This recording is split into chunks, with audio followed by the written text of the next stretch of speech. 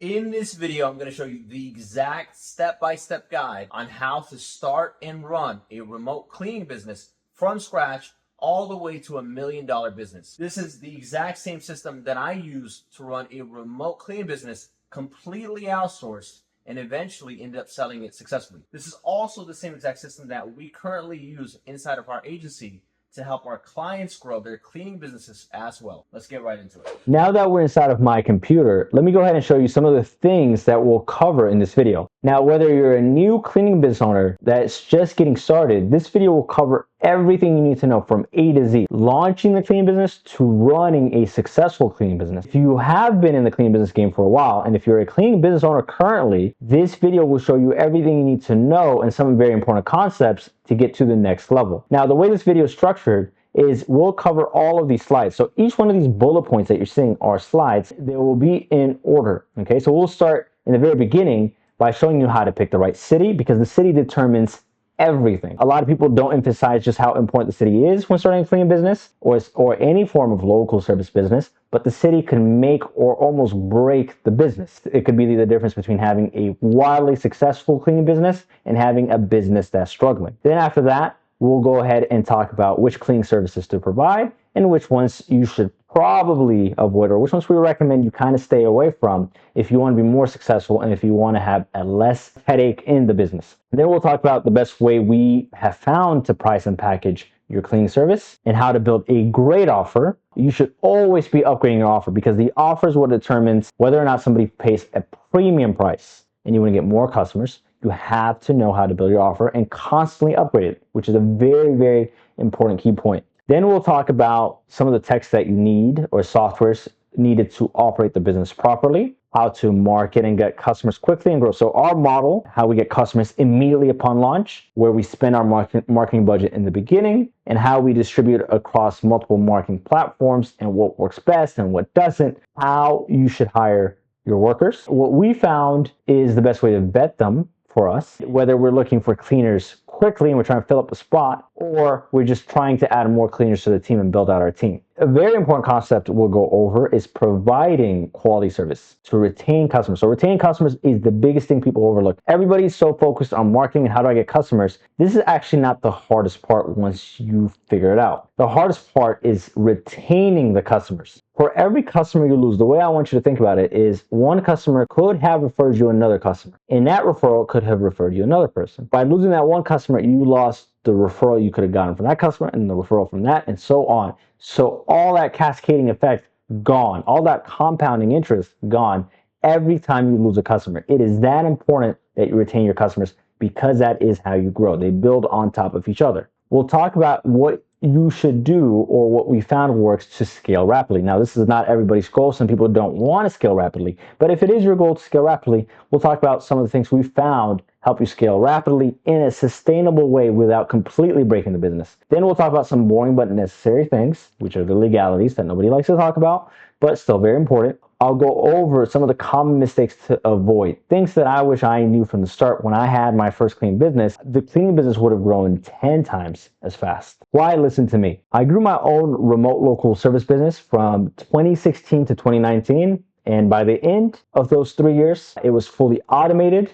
I had 2 virtual assistants handling all the calls, the day-to-day operations, the hiring, you name it. So I was only working on it about 1 hour a day by the end. It was a successful business, and I was able to sell it successfully in 2019. Then after that, I ended up starting a marketing agency, working with other cleaning business owners, people that were in a similar niche or a local service business, and we helped them grow to very high 6 figures or even to $1 million in revenue. All those years of experience of working with real businesses and helping them grow and seeing what works, what doesn't. I'm starting another cleaning business all over again to document live for YouTube. So not only have I walked the walk in the past by having my own cleaning business and growing it, and helping other cleaning businesses grow to 6 figures to $1 million in revenue. Now I'm starting another one again, a second one, this time a second project all over again currently at the time of filming this video, and we're going to document that whole thing on YouTube you can actually follow along that series and see exactly how we're building it out from scratch. Last final thing is a quick shameless plug to join the case study Facebook group. One, I recommend subscribing to this YouTube channel to follow the series that I just mentioned. So the video series we're going to be releasing of us documenting as we build out a cleaning business from scratch, everything we're doing for the marketing, for the hiring, running the day-to-day operations is going to be documented on YouTube. So if you want to follow that series,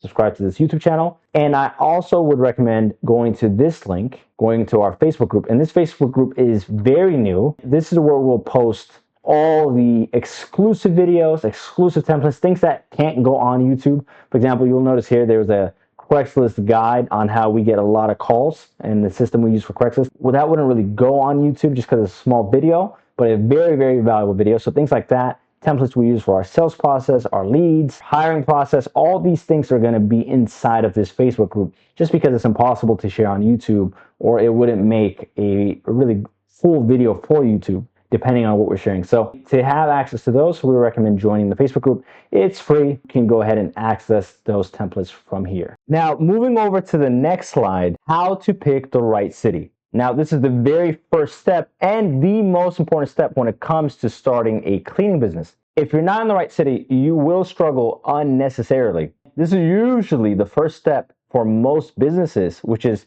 picking the right market before you worry about how you're going to package the product, how you're going to sell it, the marketing tactics, how you're going to run the operations, and so on. The best example I've seen is from Alex Hormozi, and I'm a big Alex Hormozi fan. Don't quote me on this. I believe the example went something like this. Imagine when you come out of the club or the nightlife at 2, 3, 4 a.m. in the morning, and right outside, usually you see these hot dog stands, and these hot dogs sell like crazy. And it's not because the hot dog is amazing or the best hot dog in the world. It's just that these hot dogs are presenting their product to a very hungry market. The market is way more important sometimes over your offer or how good the product might be, because you might have a really good product, but if you're not giving it to a hungry market, they're just not going to buy. This is the most important step, and I see this mistake all the time in the cleaning business world because we work with a lot of cleaning businesses. I've observed a lot of cleaning business owners, and we'll see certain people stuck in the 5 to 6 figure revenue for years, okay? And they're throwing everything at it. They're doing crazy ads, they're doing all their SEO, they're changing up their offers, they're throwing everything they got at it. And then you'll see some people launch and they'll be doing $1 million a year or more within their first year. And those people sometimes don't even know anything about marketing, or they don't even know what they're doing, and they're just wildly successful. Sure, there is some luck involved for certain businesses. What's usually happening is, from what I've observed, a lot of these businesses that are wildly successful upon launch are just launching in the right city. Picking the right city will make sure that you have a business that's smooth, profitable, and easy to scale. Make your life a whole lot easier from the start. Here's a few things I like to consider. The legalities of that city or state, okay? The legalities matter. The tax code, whether or not it's going to be hard to run that business with independent contractors, what are the independent contractor laws, etc. So these are the things you want to look at, because you don't want to launch in a city and then find out later that it's very hard to conduct business there. It becomes almost no point to even be there. Now the business is not smooth and it's not easy to run, right? And we want our business to be smooth, profitable, and easy. Again, remember, you don't have to pick a city that you live in. This is a big mistake. You don't have to pick that city. If you are running this business the way I'm showing you in this video, which is the remote model, you can pick a city that you don't live in because you're going to be running it remotely. When I'm doing a research about a city, I like to go into Facebook groups and places where other cleaning business owners hang out, or communities or forums where cleaning business owners hang out. And I like to just see where people are making the most money, what cities people are producing a lot of revenue in, scaling in. I like to see certain stories. I like to talk to the people in there, network with the people in there, and get a rough idea of the cities that are really performing well for these business owners. Another thing you want to do when looking at a city, you want to determine the competition. Now, how do you determine how competitive it is? We do want some competition because it means that there is customers there. We need to know how difficult the competition is. And there's a few things I like to quickly glance or look at to see how tough the competition is in a given city. Let's say I was looking at Los Angeles. So I would put in house cleaning, Los Angeles. And the very first thing I would look at, are there a lot of established business in the city? I would ignore franchises like Molly Maids, Mary Maids, etc. And I'm trying to see if there's actually a lot of small businesses that are dominating Google. For example, just by looking here, I can see Made for LA, Los Angeles Maid Service and House Cleaners, Made this. Sure, there's Mary Maids, which is a franchise, but that's not really what I'm looking at. And so there seems to be a good amount of small business presence, and these small businesses seem to definitely be getting a lot of reviews, which takes me to the next thing I look for, which is the number of reviews that these businesses are getting in the map section. You know that these businesses are active. 608 reviews. This is some tough competition. Another thing I like to look at is Yelp. We can kind of see here that they also have a lot of reviews. The average reviews are 100 plus reviews. This is on the tougher side. Using a tool like this, SEMrush, which is an SEO tool, you will go into the keyword overview. And if I put in house cleaning, Los Angeles, just that keyword, I can see the keyword difficulty, how difficult the keyword is. Another thing that we would look at, even though SEMrush, there we go, SEMrush is also giving me this cost per click. This is if I was to run ads. This is slightly on the higher side too. This is for local keywords. Remember, don't look at this from the lens of national keywords. We're looking in a local market. This is considered just a little bit tough for a local city. And you'll get a rough idea of that city and how heavy the competition might be. Now, when looking at the competition, you're going to see that there are a few scenarios. Scenario one is very heavy competition, but it has very high reward. So a scenario like this that I've seen for house cleaning is New York City. You'll see that there's a lot of small businesses ranking. These are not franchises. These are actual small businesses that are ranking. And then if we look at the GMBs, you'll see a good amount of reviews, heavy competition, way more than 100 plus reviews. And if we take them into the SEMrush tool, you'll see that the keyword difficulty is heavy, but it's high reward. How do I know that it has high reward? Well, I can easily see that the volume is really worth it, okay? Sure, it's going to be very hard to rank for these keywords. It's going to cost a lot of money to run ads here.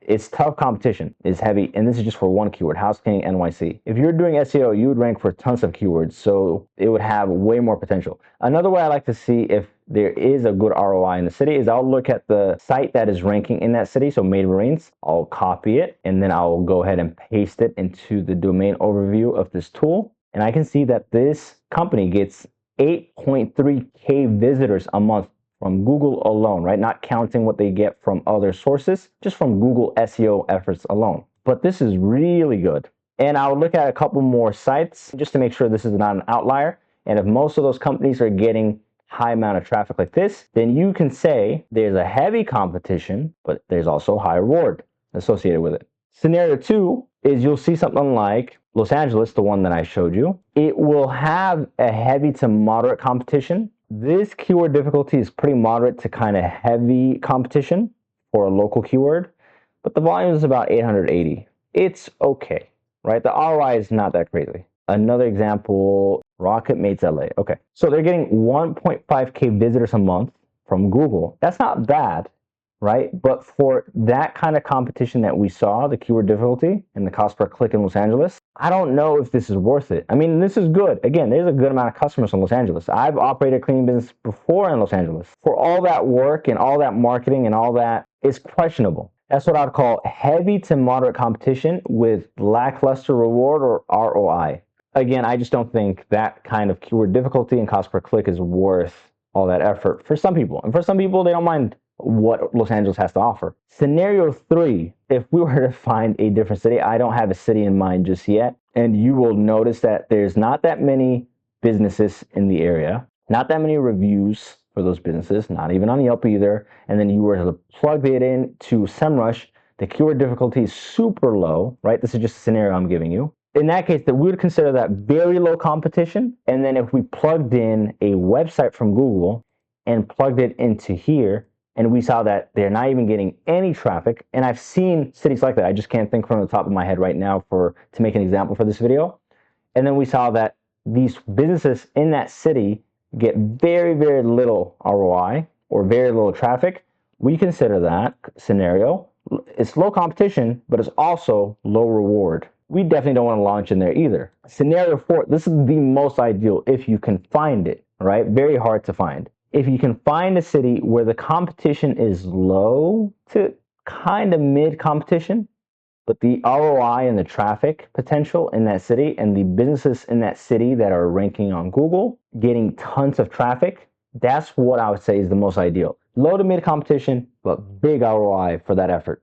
This is the kind of city where when you launch, it takes off like crazy, even when you barely know what you're doing. So that's the difficulty to reward ratio. So you do need to know how to look for this competition and really research. Scenario 4 is the most ideal, but sometimes you might have to settle for something like scenario 2 or scenario 1. If you find scenario 4, go with that. Another thing you can do before launching in a city is you can test the city. The way you test it is for about 1 or 2 weeks. You can just put together a quick landing page, run some ads, Google ads, see how many leads you can get. So I'll make a video on this. There's going to be a whole separate video on how we're conducting tests in cities for the cleaning business that we're actually launching live right now. The one that I mentioned earlier that we're going to be filming a series for and documenting as we grow that cleaning business. So I'm going to film a whole separate video on testing cities with Google ads, Craigslist ads, and so on.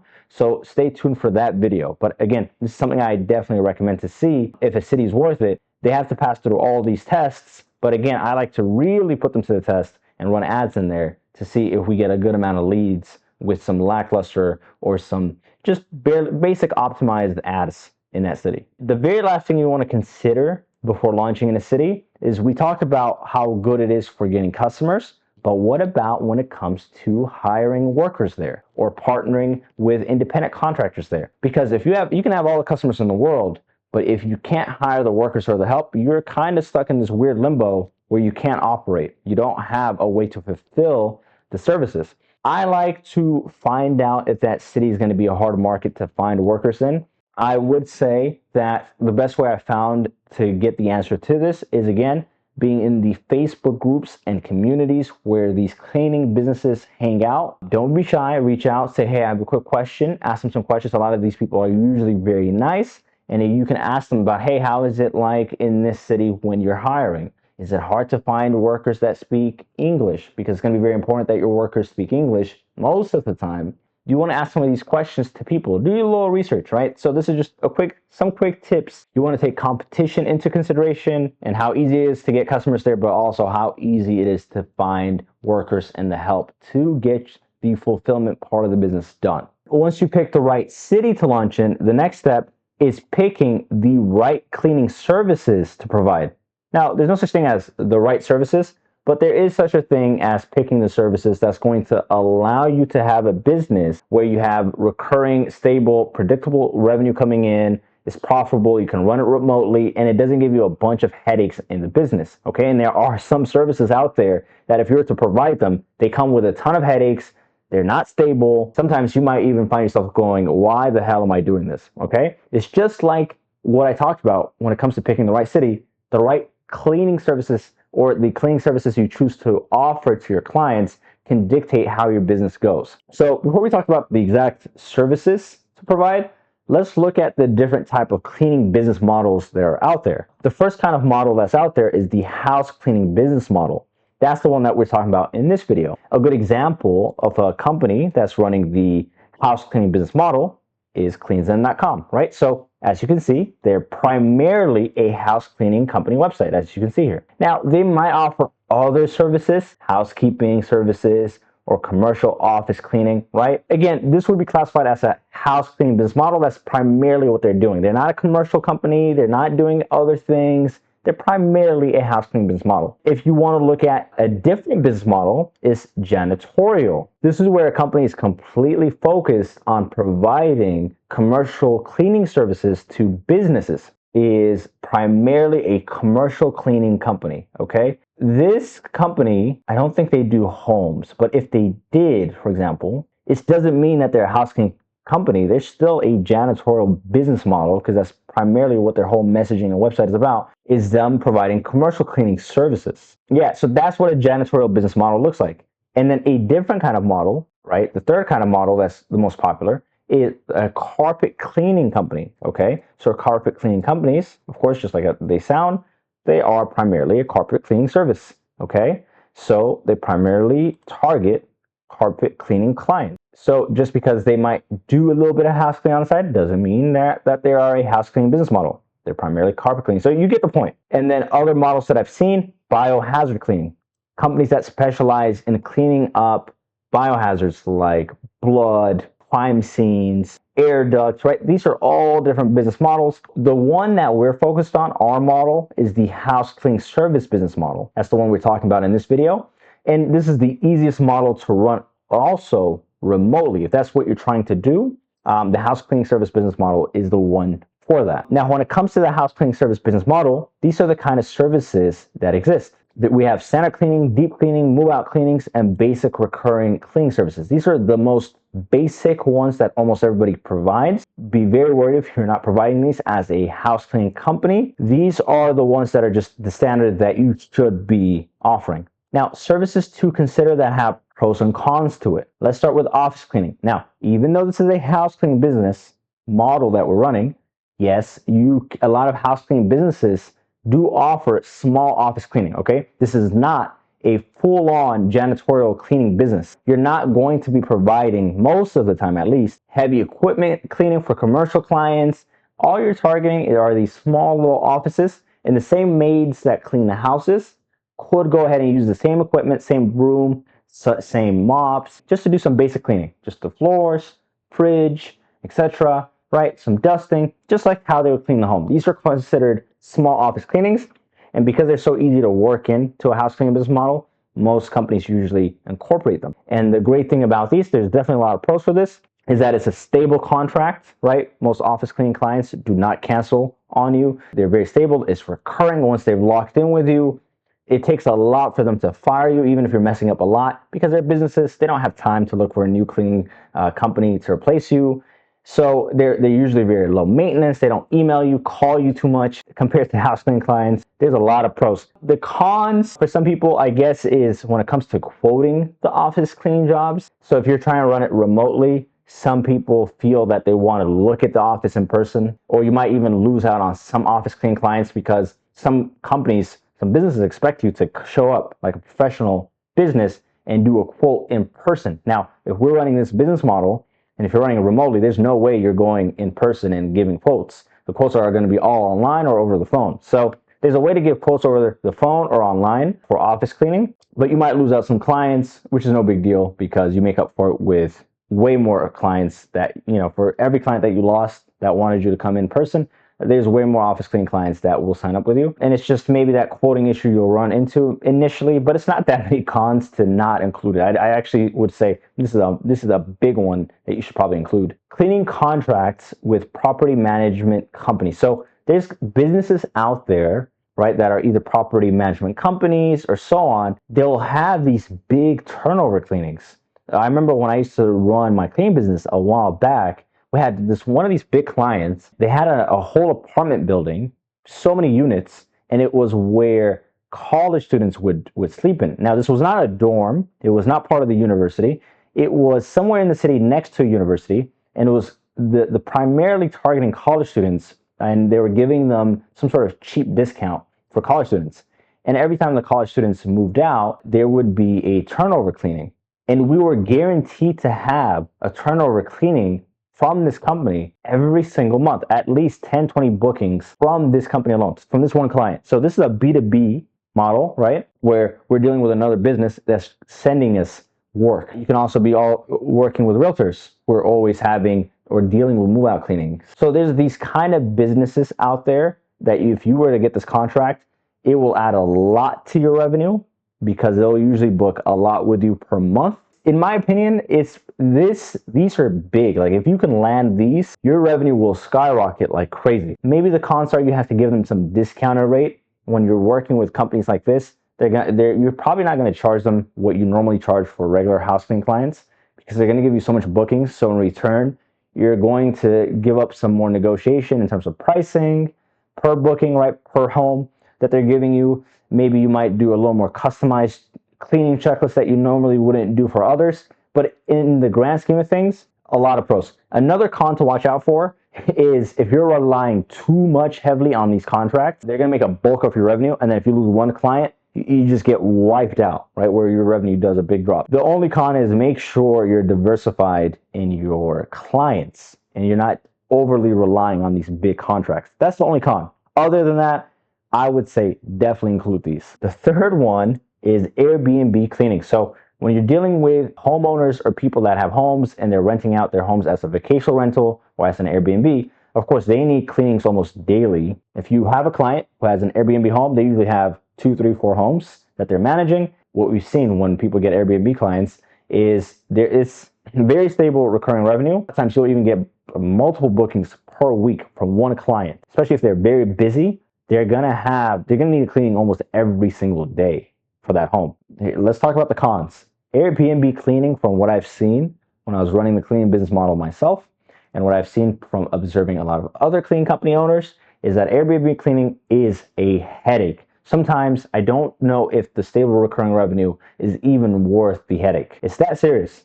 Now, I don't know if there's cleaning companies out there that specialize so much. Maybe if they specialize in Airbnb, maybe they've got it down to a T, their systems, but it is tough, okay? Because Airbnb clients seem to complain way more. They expect you to clean the home almost like a hotel service, and they expect you to include a lot of freebies that you normally don't do for regular homeowners, way more out of you. And then they also expect it to be way cheaper. Remember, they're a business. They're trying to make a profit from what they're charging their clients, and then the cleaning service fee that you charge them can't be that much. So you're not charging them the right amount, so they're cheaper clients, at least per booking. But it can kind of be worth it because they're booking so much with you, so maybe they kind of make it up. And they're always asking for more and more requests, very custom requests. You'll notice your cleaners are going to mess up on these custom requests, or if it's not done a certain way, Airbnb clients will go ahead and complain a lot. In fact, a lot of our unhappy clients when I used to have a cleaning business were Airbnb clients, and it was the same thing that I saw when I was dealing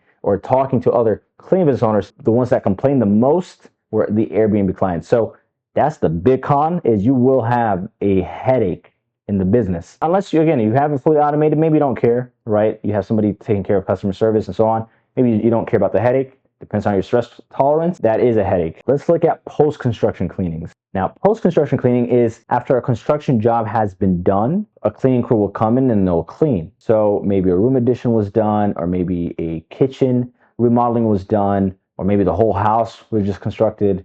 It could be a lot of things, right? Post-construction cleaning usually deals with lots of dust, lots of post-construction, like it says, post-renovation. There's going to be paint sometimes afterwards that your cleaners have to really strip off. So usually when we used to get post-construction jobs, or when I've seen cleaning companies get post-construction jobs, if you're charging correctly, you get a lot, right, in one booking, all right? It's pretty high price ticket. They're also prone to a lot of complaints because of just the nature of the job and how much dust and everything there is out there. In fact, I would say these turn out to be some of the most stressful jobs where there's complaints.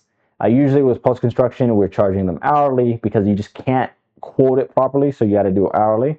So then there's more complaints where the client goes, hey, your cleaners are taking more time on purpose. I'm being charged hourly.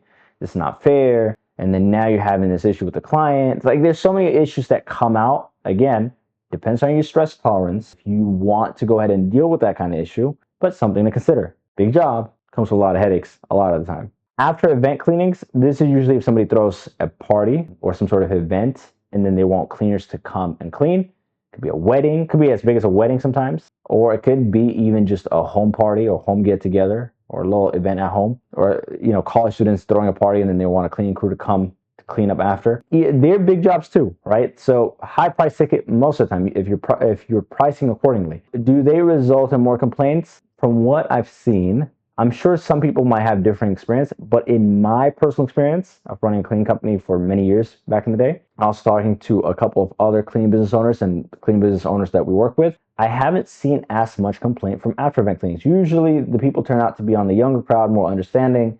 I don't know what it is about these shops, but they don't have as much complaint rate. Maybe the only cons are, if it's a party, there's going to be a lot of nasty goo on the floor and stuff. So your cleaners, make sure they're comfortable with that kind of stuff. For the most part, event cleanings, the people expect to pay a lot, don't nitpick as much as post-construction jobs. This one has more pros and cons in my opinion. Clutter organization, some people love it, some people hate it. I never found out what the reason was for why some people hate it, but we had a great time with clutter organization. And this is when somebody hires your cleaners, not to clean necessarily, but to help them organize, like almost like an organization service. So they'll pay by the hour, tell them to prioritize what items they want done in those hours that they booked. And then if they want to add more time, they'll go ahead and add more time. And the customer will go ahead and say, hey, I want my closet organized like this, color coded like this, and so on. And they'll leave their instructions or they'll tell the cleaner if they're there. This organization would usually also be a big job by the hour. It was one of our amazing jobs that we used to do. And we didn't really get that many complaints from clutter organization. Again, in my opinion, there was more pros than cons, but I've also talked to a lot of clean business owners that do not like to deal with organizing. I don't know if this is just a preference or they just don't like doing hourly jobs, because this kind of nature of job, you're gonna have to charge hourly to the customer, not flat rate. So maybe that might be it, but in my opinion, it was worth it. So these are the services to consider. Things to avoid. If you're running the model the way we're running it, unless you're a biohazard cleaning business or anything else, I would definitely stay away from anything that has biohazard cleanings, blood, any human waste or anything like that, heavy rodent infestation or anything like that. You might want to stay away from is what I recommend. Exterior window cleaning, I would normally stay away from unless you're going to add that on as an extra service in your house cleaning business model down the road. And you have trained professional cleaners that will climb up ladders from the outside and they have the insurance for it and they can clean from the outside professionally with the squeegee, right? I don't know as much about window cleaning companies. I mean, we worked with them, but I'm not as an expert as I am with house cleaning. Again, with the tool, they do have proper tools that they need to use. So if you don't have somebody for that, you just have regular maids or house cleaners, you're going to run into a lot of issues, both legally, if the cleaners get injured, and also if the cleaners try to do a regular wipe down from outside, you're going to have a lot of complaints. Stay away from that. Hoarder situation, again, unless you're specializing in that, right, and you want to deal with homes that are crazy. So there's a show called Hoarders, if for some of you that don't know, but if you look up hoarders on Google, you'll see the kind of homes that I'm talking about where it's insane. Some companies don't like working with that. Some companies think it's a big job opportunity. Most cleaners don't like to do it either. So most of the cleaners you work with are probably not going to like it. So most of the time I just say you should avoid it unless it's a specific service you're going to provide and you're okay dealing with all the crazy stuff that comes with it. Anything that requires over a two-step ladder, usually a good point for a house cleaning model. You don't want your cleaners getting injured and running into a bunch of issues. Cleaning chandeliers. So if a home has a chandelier, maybe you can dust around it, but we normally don't recommend cleaning chandeliers if a customer asks, because if it breaks or anything that breaks easily in the house, I would recommend not doing those because, again, you're going to run into a bunch of issues. That's what I would say in terms of the business model to go after, the house cleaning business model, and also the services to definitely include, services to consider, and things to avoid. Now, my personal preference, because I've been around the cleaning business game for a while, I like stable recurring contracts. I would want my recurring business or the recurring income coming in to be very stable. So I'm a big fan of office cleanings, right? And you can actually pack on a lot of small office cleaning clients and they are so low maintenance. They don't bother you. They don't cancel easily. They're very predictable revenue. Big fan. I'm also a big fan of cleaning contracts. Again, this is my personal preference, right? With property management companies. These ones, again, provide you very high bookings most of the time and very recurring revenue. Again, diversify. Don't just have one of these clients, have multiple. So I'm a big fan of that for the bulk of my recurring. Now, definitely, of course, homeowners are going to want basic, regular recurring too, but they're not as stable. I don't like making them the main. I will book as many recurring cleaning services of homeowners as I can, but they happen to be more fickle. They cancel easily. They get mad more. If your cleaner is a little late and so on, you run into a lot of issues because they're homeowners. They're not like office cleaning clients. The bulk of my revenue for recurring would be these three. Airbnb cleaning, I've dealt with it.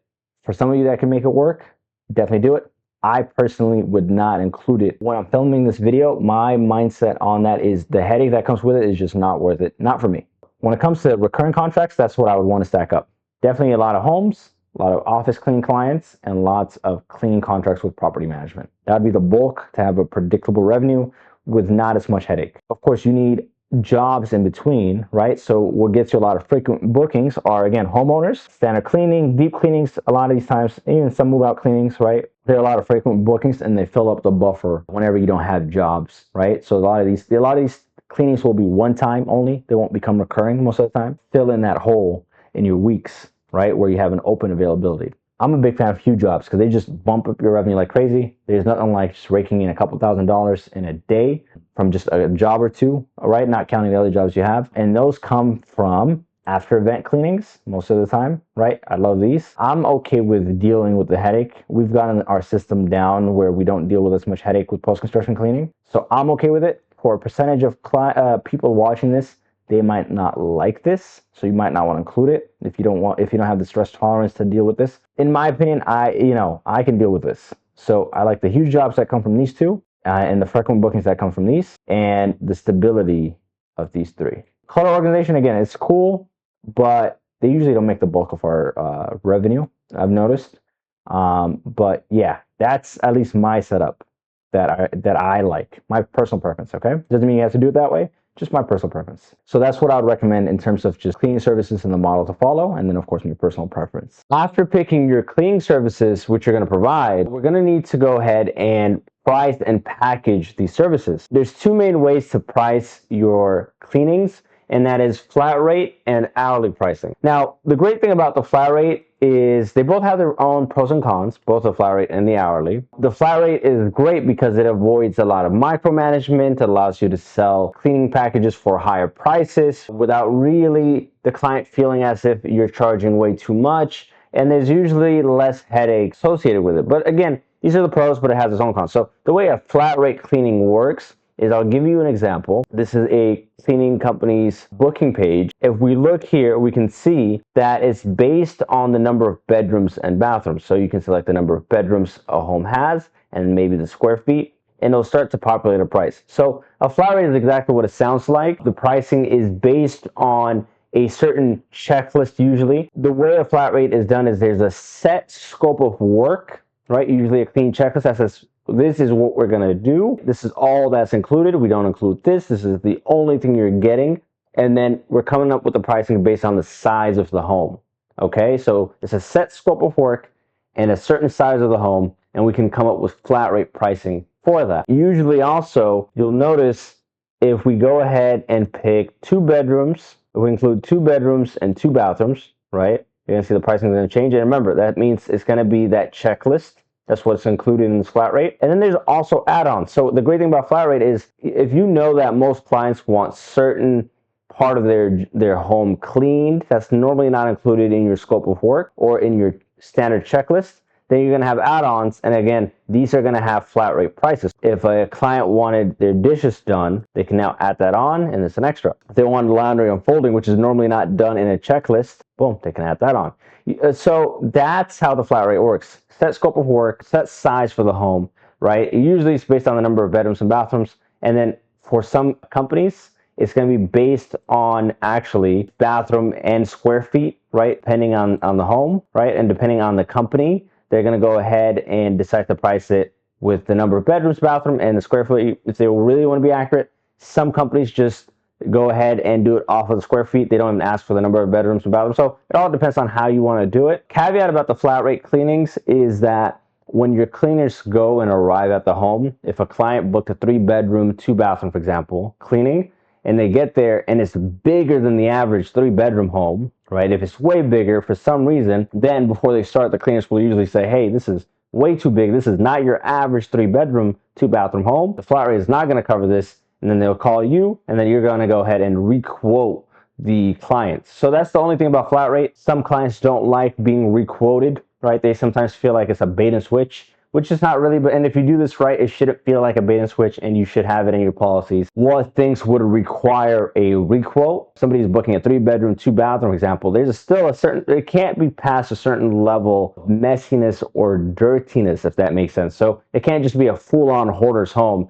and then a client just books a deep cleaning package as a flat rate. No, that's going to require a completely set of heavy duty cleaning that's not covering that flat rate. Okay, so that's flat rates. Hourly cleanings, on the other hand, is exactly how it sounds. You charge by the hour, right, per cleaner. So you might charge, for example, $30 or $40 an hour per cleaner. And if you have 2 cleaners cleaning at the same time, $40 an hour per cleaner, $40 an hour per cleaner, combined, that is now $80 an hour, right? So these are how hourly cleanings work. They also have their own pros and cons. Usually it's a little more accurate when it comes to cleaning, because obviously when the time is done, it's done. But it comes with its own cons, which is especially if you don't manage it properly, clients, you'll notice, are going to feel like you're charging them a lot. You'll hear certain clients go, what? How are they charging $40 an hour for a cleaner when I don't even make that on my job? Like, these are some of the arguments that I've even heard from clients, customers, cleaning company customers say, and the reason they feel that way is, they're saying, hey, cleaning shouldn't even cost that much. They're thinking about the hourly. They're not understanding it's a company that's charging them that much, and there's insurance, and there's all these things that go into a business,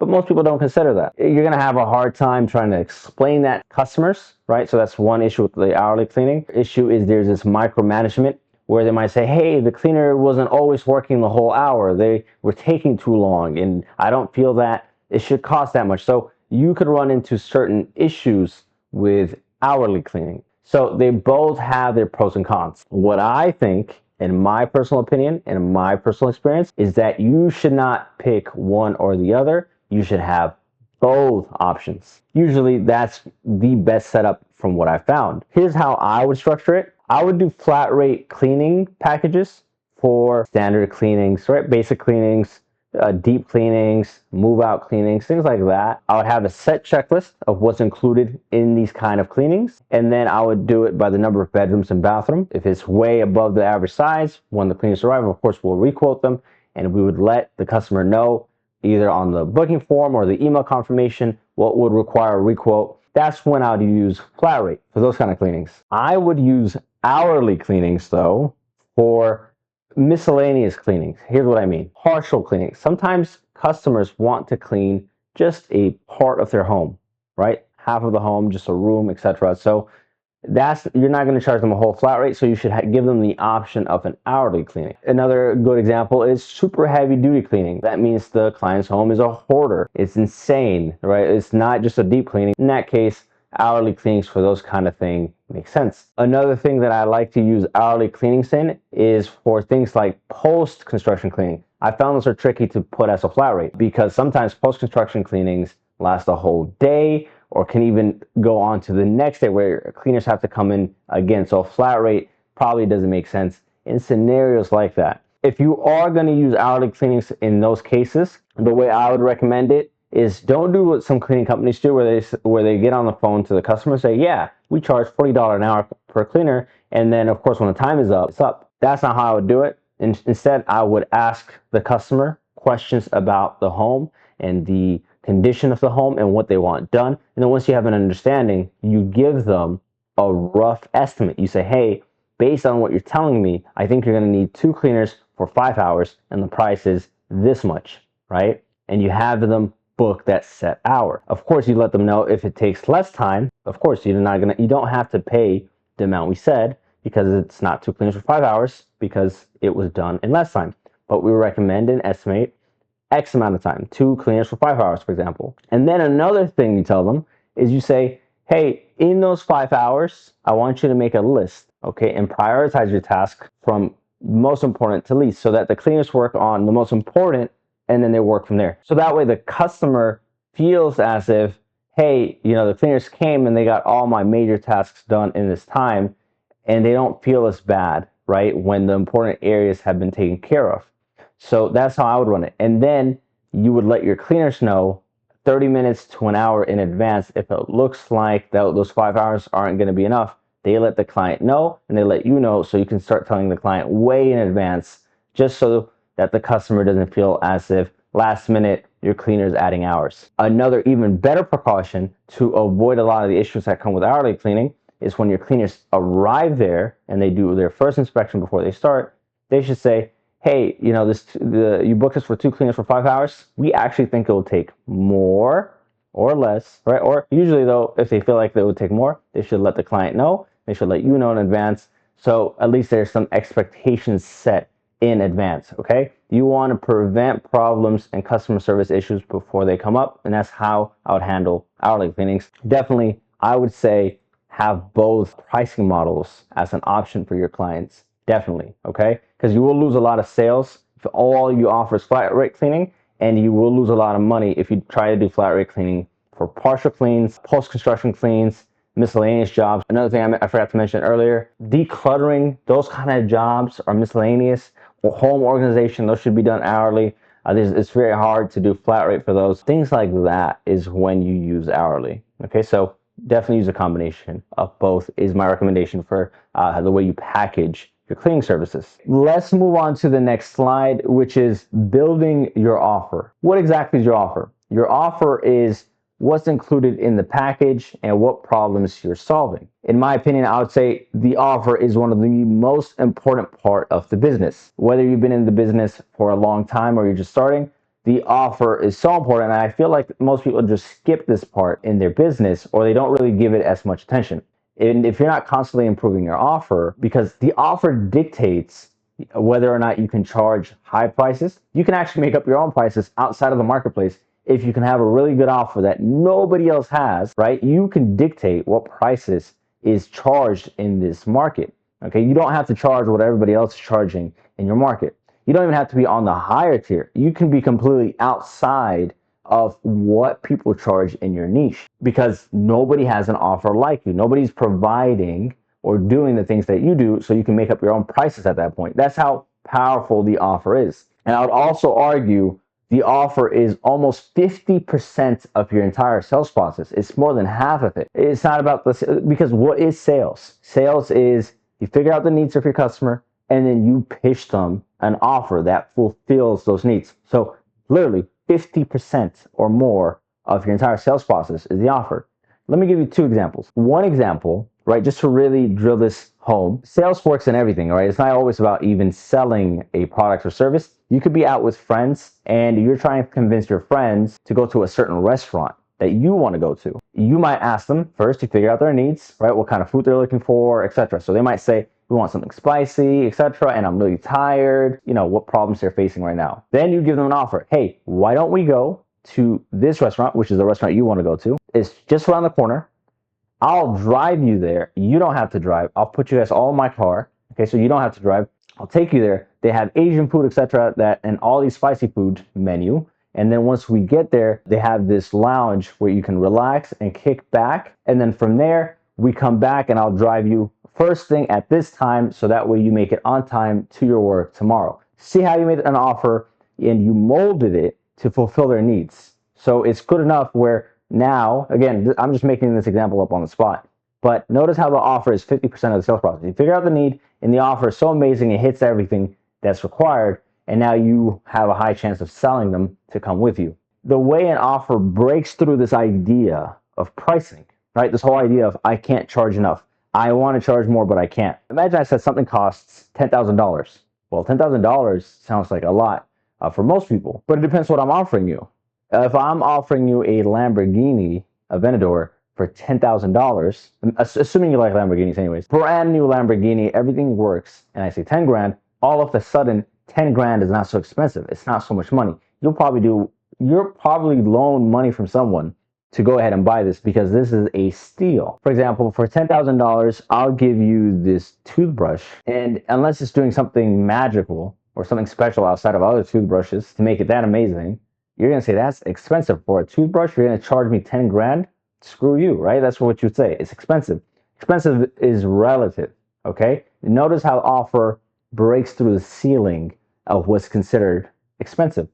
So if your offer is really, really amazing, if you're charging $400 for a certain cleaning, for example, if the offer is so amazing, you make it so good that people go, whoa, this is a steal. I'm getting all of this value for just $400, they'll make it happen. But if you're just providing what everybody else is providing, then $400 might be a lot if it's more expensive than most of your competitors. Okay, so that's how important the offer is. Beginner-friendly way to make a good offer. If I was to start again and I was new to business, and I would say this is probably the way I would do it. First, I would create the checklist and scope of work. So obviously, you should do some research to understand, what your clients want and what they want done in cleaning. So you might create a checklist like this. Right, and this is just to know, what's included. Let's just start with the basics. So first thing is, what are we cleaning? Okay, so that would be like your cleaning checklist. These are the things we're gonna do.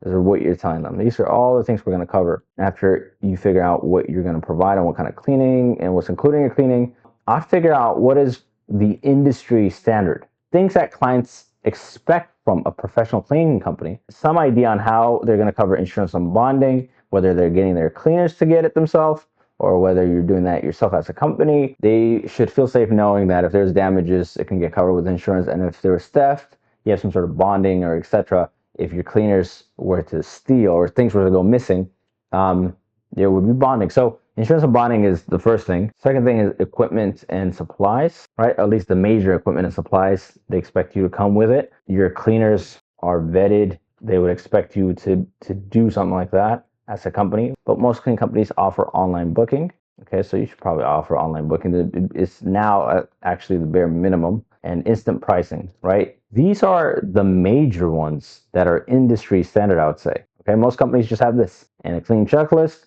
and then they're forced to price like everybody else. How can you just decide you're going to charge a bunch of money compared to other cleaning companies that are doing the same thing like you? You're a cookie cutter cleaning company, so you're going to have to charge what everybody else is charging. Another thing I would do is I would look at the competition. I put house cleaning in my city, and it doesn't even have to be just my city. I would look at multiple cities, multiple businesses to see what people complain about. Complain about hourly cleanings, complain about the quality, never heard from them, response time. So you gather all these issues in one place, and then you might start coming up brainstorming solutions that's going to make you very different from everybody else that they've ever dealt with.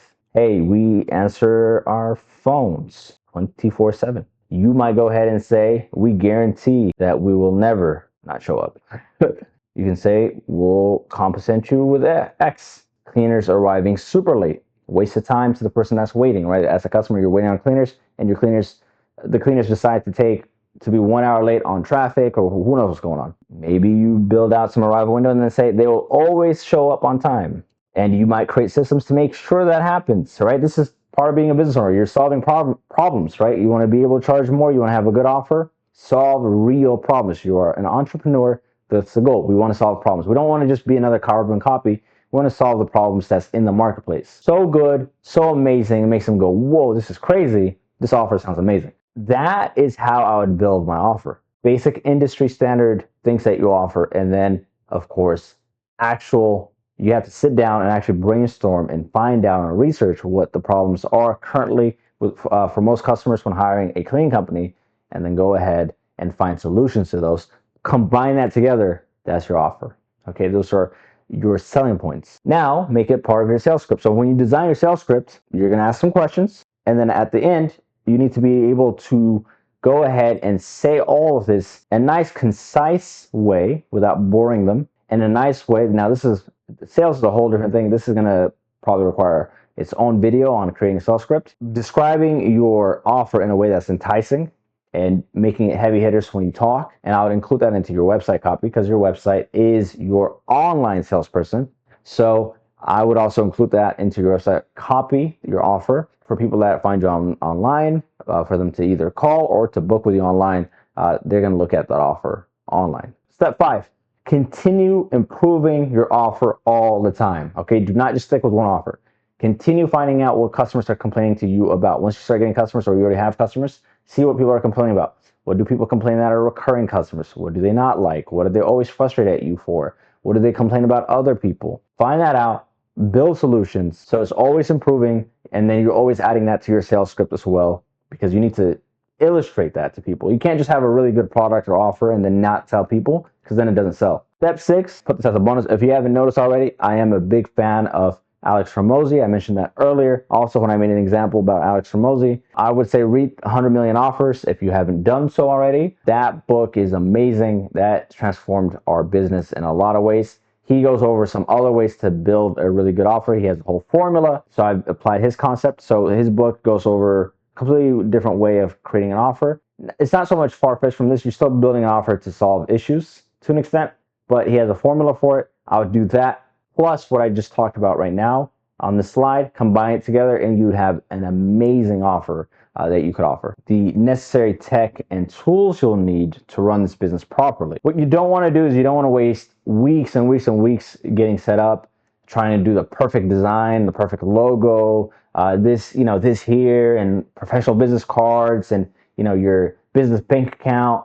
That's all plain business. And for those of you that are watching this that have a business already, that you already know, that I'm sure. But the biggest issue in the beginning is taking a long time to launch. You want to launch ASAP and go ahead and fix everything else after. That is the rule for not just cleaning business, but of course 99% of most businesses is you want just the bare minimum things needed to launch. What are you offering? What services? What are you going to do? Who are you serving? And then just the basic tools that you need to get set up, and then fix everything else later. First thing is the domain, because you're going to be setting up a website, your domain and business name, register that domain name, boom. The one that I like is 1&1. Some people might have bad experience with them, not sure, but definitely use a domain provider like this, okay? And it's actually pretty cheap. Of course, get a hosting. I like to get a different hosting provider from where I'm hosting my domain. It looks like they're trying to be more known for their hosting now, which is actually very interesting, but they're a mainly domain site as far as I'm concerned that I've known. So when I pick domain, I go with a company that specializes in domain. And when it's time for hosting, never host with your domain provider. Just a rule. One, if something happens with that company, they're not performing well, both your hosting and domain is on one platform, you're not diversified. But the main reason I've noticed is domain companies that usually do domain, even though they provide hosting, their hosting is not the best at all, okay? And you need good hosting for good page speed and good to make sure your site is not always going down. Same thing with going with hosting providers. I don't like doing domain there because usually their domain, they don't provide the best domain service. Hosting companies that specialize in hosting use hosting. So the one that I like is SiteGround when it comes to hosting. They have a pretty nice user-friendly panel, and they also go ahead, make it super easy to use, are very, very fast, all right, and speedy, which is important for SEO. I do not, currently at the filming of this video, I'm not affiliated with any of these two companies as of now.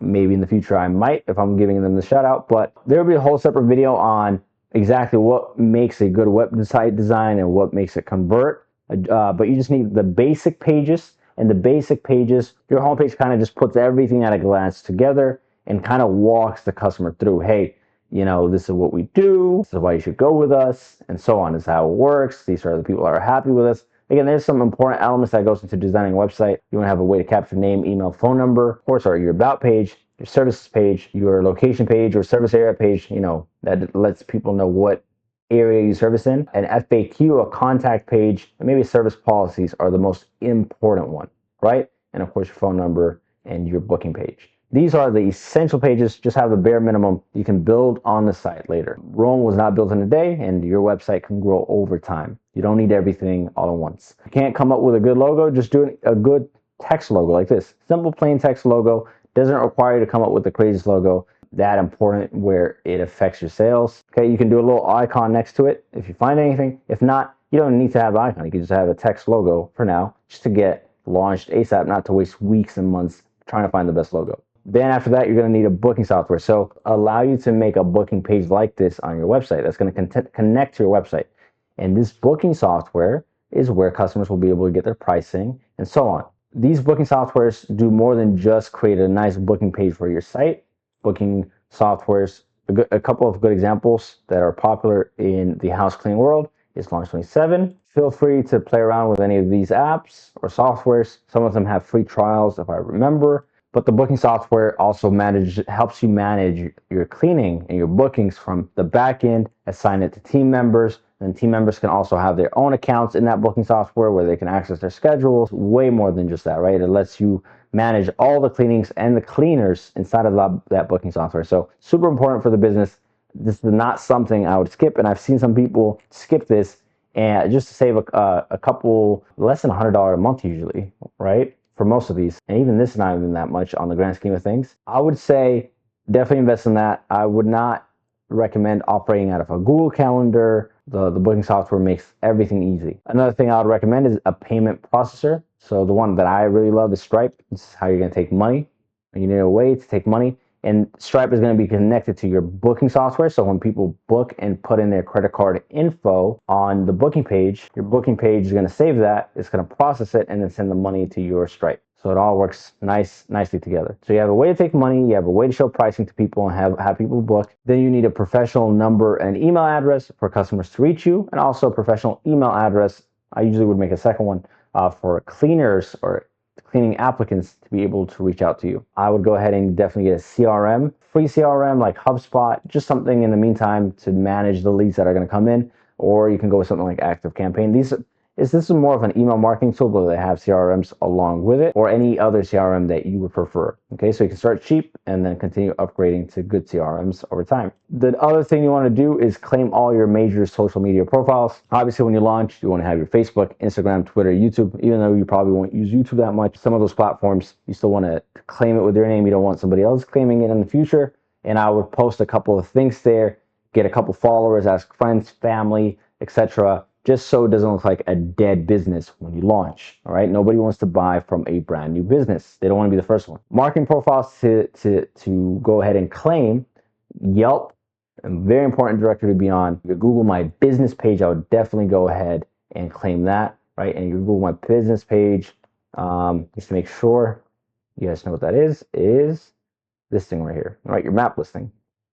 I'll go ahead and claim that, and I'll go ahead and claim the Yelp, fill everything out, and I'll have that ready. Okay, so those are your major marketing profiles. Later down the road, you probably don't have to do this in the beginning, but getting, again, an email marketing tool like ActiveCampaign, which is also offers CRM, so it's kind of great. It has both. You're going to want that in the near future to make sure you milk the leads that are coming in, that are the bare essentials needed to run this business. So now that you have the essentials set up, it's time to start getting customers. It's way more important than how to hire or how to deal with fulfillment or the operations and so on. Because without customers, you're not really in business, and you won't even ever have to worry about those things that I just mentioned if you don't even have customers to begin with. There's a 3-step process that I normally like to use to get customers for local service businesses, or in this case, a cleaning business. The first step is building out some social proof on the important platforms way before you even launch. Then the second step is setting up the short-term marketing assets or the short-term platforms that are going to get you customers in the, again, like it says in the name, in the short term. All right, that's going to get you customers quickly. And then the third step is, while your short-term marketing assets are running and they're getting customers, you start investing in your long-term assets very early. And what I consider long-term assets are the things that are going to explode your business, but they take a while to achieve. And you want to make sure you're going ahead and investing into these very early on. Now, let's go ahead and go into each one of these steps in depth and exactly what they mean. So let's start with step 1. Build social proof first on important platforms before launch. Within 30, 40, 50 days max, if not, if you can't, even way less than that. I'm a big advocate of launching as quickly as possible and getting customers in, and you can figure out the rest after. At the same time, you should be getting set up on the important platforms for local service businesses and building out social proof. So these are the main platforms. You're definitely going to be on other platforms in the future, but you should get listed on here. But you shouldn't just get listed on here. You should have social proof, like I mentioned, because when customers come, when you launch, usually they'll try to check out what your Yelp looks like, or they'll look at your map listing or your social media. And if it looks dead and it looks like nobody has ever used you, well, customers won't go ahead and go with you, because it's that old saying, takes money to make money. Well, in this case, it takes customers to get customers, right? Which is that catch-22. For Yelp, you would want to have some reviews before your launch, but now you might be wondering, how do I get reviews before I launch if I don't have customers? Catch-22. What I recommend for most people is I will go ahead and find competitors in the city. Now, I will click on one of the competitors and look at the people that are reviewing them. People reviewing them are obviously people that use cleaning services. So what I'll do is I'll go ahead and reach out to Carrie. If I'm about to launch in Los Angeles, I'll go ahead and reach out to Carrie. Hey, we're offering a special discount for the people in the area, and you might give out some free cleanings. Okay, now Yelp does not want you asking people for reviews, so you have to watch out for that. You want to go ahead and follow the rules of this platform, because if Yelp discovers it, then they're not going to be a fan that you're asking for reviews. So if the customer is happy with your cleaning service that you offer them for free, and it's definitely worth it, even if it's a free cleaning service, have Yelp accounts first of all, and they're willing to go ahead and use the cleaning service because it looks like they use cleaning services anyways. Happy with you, they'll naturally go ahead and leave you a review. Again, I'm not going to go too much into detail on that here, because that's a whole different strategy on how to get Yelp reviews. Yelp and most of these platforms do not want you asking for reviews, so you want to make sure you're doing this ethically, okay, the way the platform wants you to do. The second thing is you want to build reviews for your Google My Business. These are the map listings here. Again, same idea. provide a few free cleaning services or discounted cleaning services while you're getting ready to launch. This could even be to friends, family, or people in your network. It doesn't always have to be reaching out to people on here, but it can even be friends, family, and people in your network, and you're providing them free cleaning services and so on, and it'll be a legitimate cleaning anyways. And if they're happy with you, like any customer, they'll leave you a review, right? And so now you'll have a couple of reviews on your map listing and your Yelp, and now you technically are not just a brand new business. You're a company that has some sort of experience, and you know how it works, and also you have some social proof to your name. Another thing you want to do is your Facebook page, Instagram, and Twitter. You want to start posting on there and start getting likes and followers. And this means your friends, family, again, close network, and so on. And that way you'll start getting some engagements. There will be a good amount of posts already. So by the time you launch, it won't look brand new. And again, it will look like a business that has been around for a while. Very, very important to not skip a step, because you will find one of the hardest things when you first launch is getting the first customer. And it won't be that hard if your platforms are already showing that you've served customers before. Okay, so that's the very first step. The second step is set up the short-term marketing assets. Okay, now the things I consider short-term marketing assets are the following, the things that I've listed here. Okay, and let's start with Craigslist. Craigslist is the most underrated channel. Most people skip. They have a lot of misconceptions that they think that people on here are scammers or people that are time wasters or cheap and so on. You name it. I've heard it all. When I introduced this idea to some cleaning business owners, back when I was running my cleaning company, Craigslist used to get us anywhere from 5 to 10K a month in revenue, right? Solely from Craigslist alone, not counting our other channels, just what Craigslist produced on its own. Even now, cleaning companies that we work with, they're getting a few calls a day, right? Now, it depends on some cities, and some cities is slower than others. In some cities, a lot of people get a lot of calls in one day. Some cities are only getting a few a week. But it's definitely one of the cheapest, most affordable channel you could be using. You don't even need to be a digital marketing expert to make this work, right? And that's what's great about a lot of these short-term assets, is you can get customers without being some genius digital marketing expert to make any of this work, okay? That is the benefit of having a local service business, is all of these things that I'm listing here, most of them at least, don't require you to be a digital marketing expert. And that's the selling point of this kind of business model compared to running an e-commerce, a blog, or any other form of businesses that are usually more enticing or seem more cooler, that will allow you to get customers from the bat. Okay, so with Craigslist, I have a full video on how to go ahead and get customers. There is a way to do it. If you don't do it right, then you're going to think it's a waste and it doesn't work. There is a way to do this.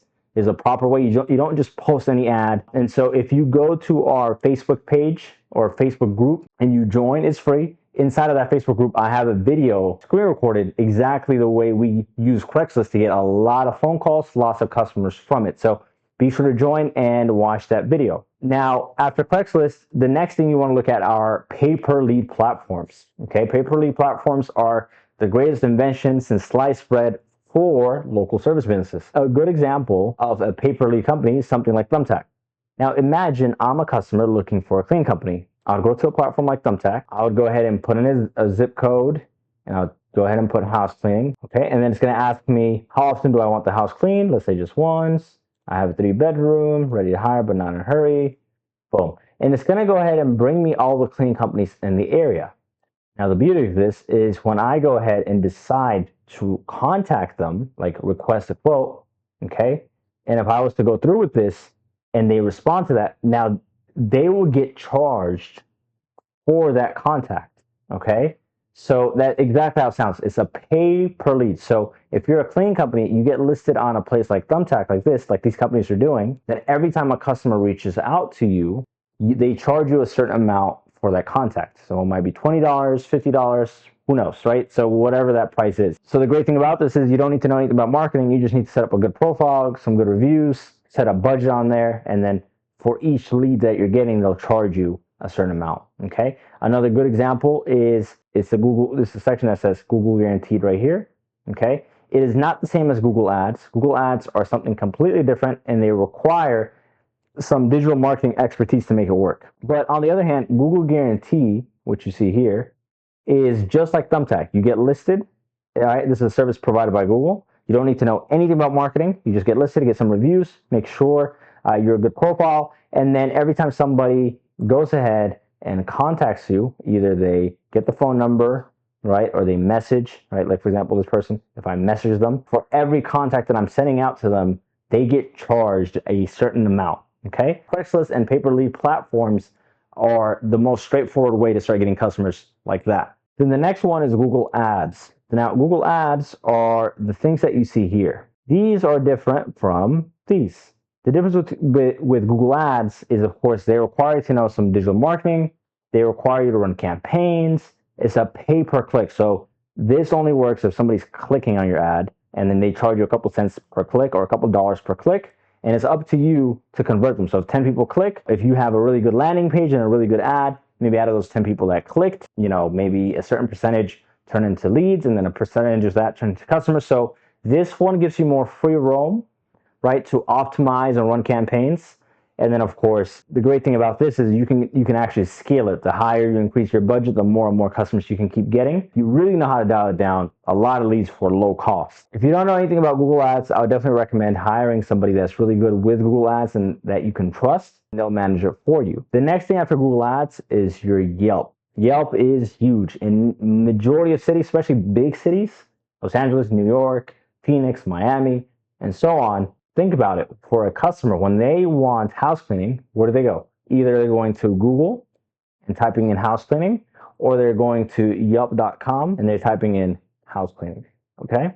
So because that's the case, Yelp is so important, you need to get that set up properly. So it has now became a pay-per-play. So what that means is the majority of the listings are all paying Yelp ads, right? You can see they're all sponsored. And then everything below is what we call organic. These are the ones that are ranking naturally. All of these down here are the ones ranking for that keyword. Now, some of these companies might be doing both. They might be running Yelp ads up here, right here, ranking naturally. Okay, we want to do both ideally to get the most amount of customers from Yelp. 10 solid reviews, and then I would recommend doing Yelp ads. I would recommend the self-serve option, not the ones where the representatives call you and they say, hey, sign up on a contract. Nothing like that. You can manage it from within the Yelp platform, and you won't get stuck in some sort of weird contract or anything like that. You can turn it on and off like you want. I highly recommend doing it that way.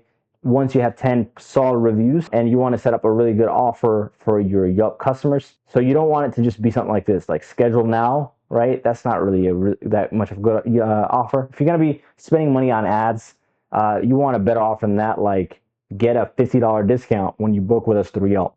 Okay, so that means if you're going to run Yelp ads, at least you want to convert a good amount of the people that are clicking on your website. Outside of Yelp ads, you want to also rank organically, right? You want to show up here. How do you do that? I'm going to go ahead and create a complete different video on how to optimize your Yelp profile so you rank at the very top, okay, from how you optimize the images and the content and so on. So do stay tuned for that.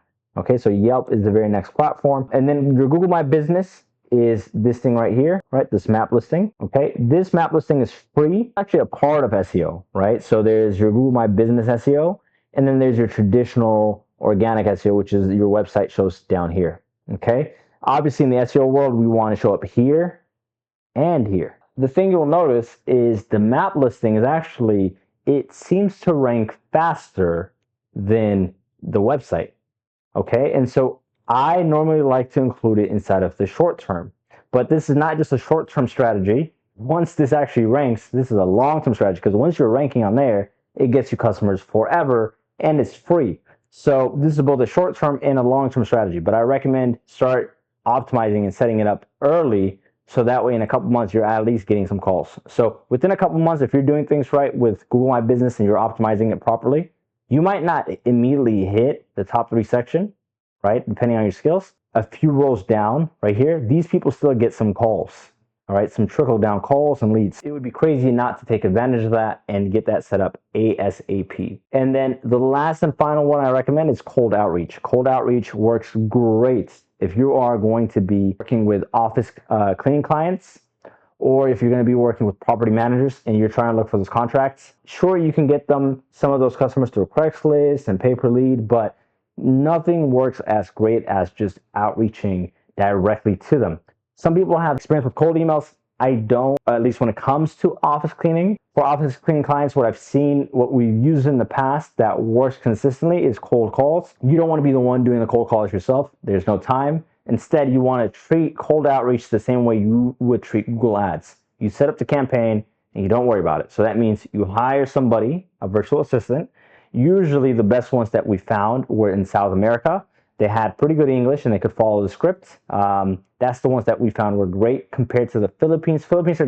We found are great for certain tasks. South American virtual assistants are usually what we used to look for when we were looking for cold outreach campaigns. You hire that person quickly, and then you give them a script, give them an online tool, a dialer, right? And then of course they go ahead and run it for you. These are what I would consider the quick way of getting customers in the door as quickly as possible. The thing about all of these is it takes maybe 9 days to really get them set up, right? And just have the foundations going on. So for example, with Craigslist, you might watch the video that I have inside of this Facebook group on how to run proper Craigslist ads, and you'll go ahead and run it, and you might experiment, running the ads a couple of days a week or every day and so on, change around the copy a little bit, and you might start to see what works. Okay, so it takes about 90 days to get it, to a point where you're really happy and now can just be on maintenance, right, in the background without you worrying. Same thing with your pay-per-lead platforms. It might take about 90 days or so to see what script works on there when a customer reaches out to you, how, what works, what doesn't, setting up getting some reviews on those platforms. Again, about 90 days. Google Ads, same thing. You get it set up and maybe it takes about 90 days until leads are coming in. They might still be at a high cost in the beginning, but at least just to kind of get the rough setup kind of just completed. Again, first 90 days, right? Same thing with Yelp, getting set up on Yelp, optimizing it, so on. For the most part, it just goes on maintenance mode. About 90 days just to really get things dialed in. Then after that, you don't really have to worry so much about it. It becomes in the background where you're passively getting reviews from your customers, you're running your ads, and so on. Same thing with your Google My Business or your map listing to get it set up and going, optimized, and so on. Okay, maybe about 90 days for the majority of the upfront work. And then after that, sure, there's things that you still need to keep doing to your Google My Business page to keep ranking it higher and higher. But that becomes in the background. Same thing with cold outreach, getting the virtual assistant set up, the dialer, the script, seeing what script is working, seeing what's landing new calls, and then it becomes kind of just maintenance after those 90 days, checking here and there on your cold caller to make sure that they're getting you the appointments, right, with the office cleaning clients. And maybe just here and there you might tweak certain things, but for the most part, after the first 90 days or so, I would consider that set up, right? So that's what we mean by step 2. Set up your short-term marketing asset is do the bulk of the upfront work that each of these platforms require or each of these channels require. Then you still have to keep running them, but they become, and they need to keep being optimized. At least the upfront learning curve of using these platforms or these channels is kind of out of the way. The third step is while your short-term marketing assets are running. So now, first 90 days, you set all these things up, they're running, you're kind of past the first part of the learning curve. The major essential components are set up. The key word here is start investing in your long-term assets very early. Whatever you do, do not wait 1 year, 2 years, 3 years to start investing in your long-term marketing channels, okay? A lot of people make this mistake of waiting, okay, until they have enough revenue or enough money, right, for what I consider long-term assets. And these long-term assets are things like your SEO for your website, a few other things like creating a referral system and so on. So most people put this off because they're so focused here in the short term. But again, this is great to get customers in the door. This is not, for most people, a sustainable way to build a business long term. You will notice something very interesting. If this is how much you're spending, and every time you spend more, you get more customers. If you want more customers, it's always eating up the profit margin. We don't want that long term. If every time I want more customers, I have to keep spending more and more higher budget on my Craigslist, on my Google Ads, my local service ads, eventually this is an issue. It's always eating away at my profit. A good example for long-term investment is SEO. In the beginning, you're not getting that much customers or leads and so on, but eventually you're going to start getting a ton of customers and leads and visitors from it. But the marketing spend stays the same. It doesn't keep going up every time you get more customers. So now it's a big profit margin. Second reason is these platforms are always changing. The rules on Craigslist, the rules on these pay-per-lead platforms, how much they charge, the rules on Google Ads. You don't want to rely on them long term. So many times these platforms change almost every year or every 2 years with certain rules, and they mess things up completely from what you're used to. And we personally have ran into things like this with Craigslist. When Craigslist started charging money, and we lost a lot of traffic from Craigslist in the beginning until we got a different system going. Same thing with Thumbtack. Same thing with Google Ads. Same thing with Yelp. You do not want to rely on these platforms long term.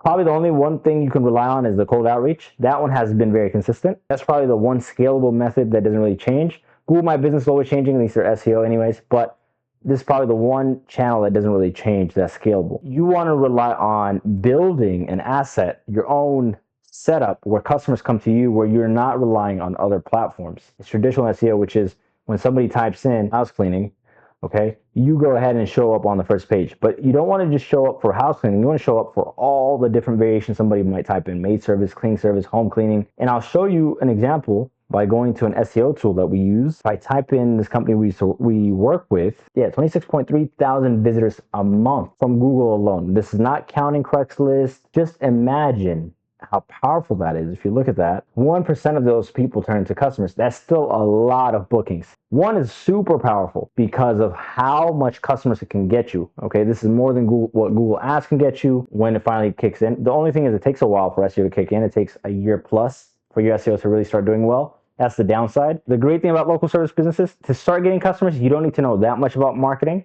But eventually, of course, it'd be wise to either, you're going to have the funds to hire a marketing company for the long term. The thing we're trying to avoid with other business models is to even get a customer on day one, you need to be a digital marketing expert. With local service businesses, to get customers on day one, you don't need to be.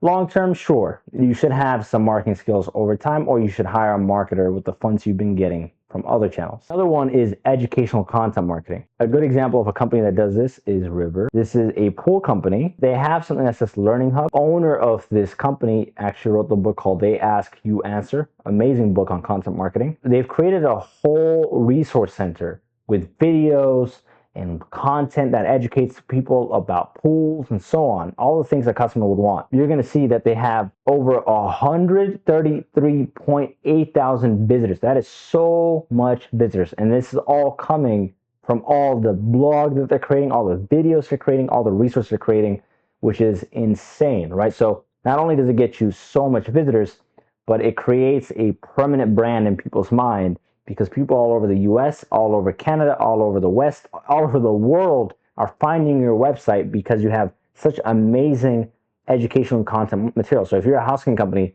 you might produce cleaning blogs, not just any blog post, but an actual blog post that's educational to somebody that wants to hire a cleaning company, or they want to do cleaning or whatever. Again, you create it in a way that it ranks and it gets tons of visitors.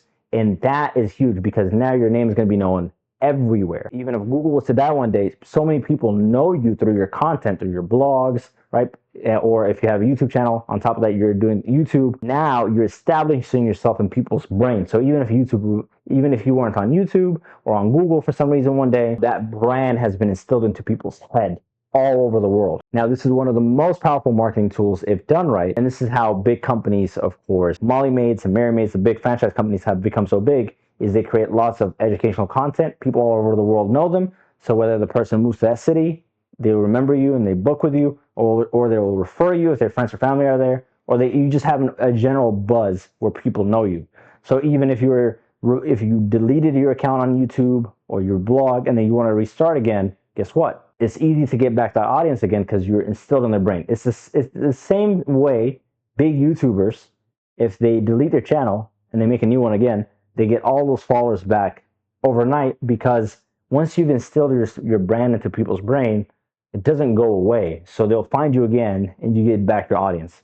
Most amazing thing you can do. The third one is an amazing product or referral system. A lot of people are so focused on cool marketing tactics, they forget about creating an amazing product, which is really your number one marketing asset. If you have an amazing product and an amazing service where customers are really happy, that it starts to compound. Referrals come naturally. If you're in the service business and you're not organically getting referrals, I promise you're doing something wrong. Referrals should come naturally. Now, there are systems you can put in to get referrals from people. If you have an amazing product, your business will naturally grow, because these marketing channels are just to get people in the door.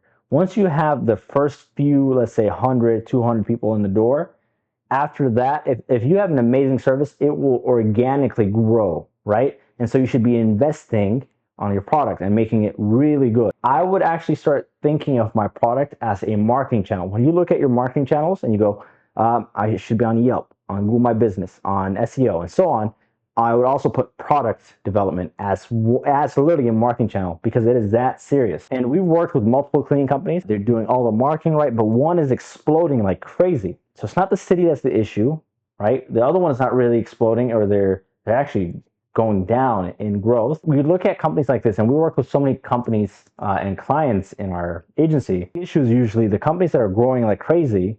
If everything is equal, meaning they're all doing their SEO properly, their ads properly, and they're in the right city and so on, the main takeaway is the one that's exploding is actually providing a great service where people are so happy that they're sticking around. And on top of that, those people that are sticking around are compounding, meaning every year they're referring somebody, and those people that are being referred are referring more people, and it naturally grows. That's basically what a service business is. So your own business is supposed to be compounding and growing on its own. Even if you were to stop marketing tomorrow, right? If you market it for a year, got a couple hundred customers, it needs to be able to grow on its own year after year after year, believe it or not, right? That's how you should think of your service business. That is your asset that you're building. Those customers that you first got in need to be able to build on each other. If you can't do that, there's a problem with your product, okay? And that is actually the most reliable way to grow, is growing from within, not relying on platforms, but relying on your own setup where it can keep getting customers from the customers you already have, and it keeps compounding year after year. Whenever we deal with companies that are not growing as quickly, these companies that are doing poorly don't realize is when they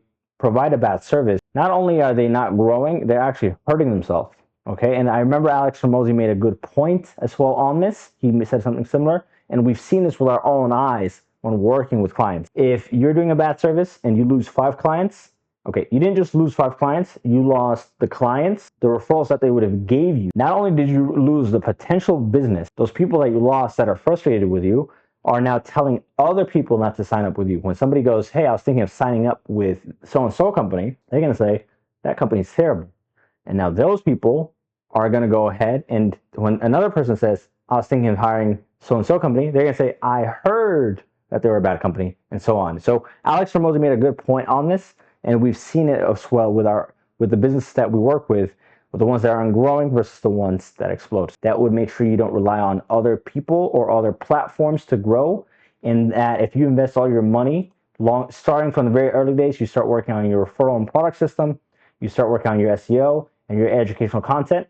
1, 2, 3 years later, when it starts to compound, when your SEO kicks in, when your educational content starts to rank, and your amazing product has a lot of fans and people that love your product, you can technically turn all of this off and just explode with the free asset that you built in. And this becomes optional. You can turn this on if you want, but if you wanted to, you can just live off your long-term asset. The traffic you're getting from SEO, from your educational content marketing, from the brand that you've built, and of course from the product and the happy customers that are always compounding. And this on its own will be a snowball effect. And this will actually get you way more customers running in the background. Invest in your long-term from the very early days. Do not wait 1, 2, 3 years. You want to actually, the goal is you want to get out of this rat race, relying on this stuff here, and you want to start relying on your own setup as soon as possible. So let's move on to the next slide, hiring the help or the workers. Now that you're getting some leads coming in, or especially in my case, what I like to do is I like to start hiring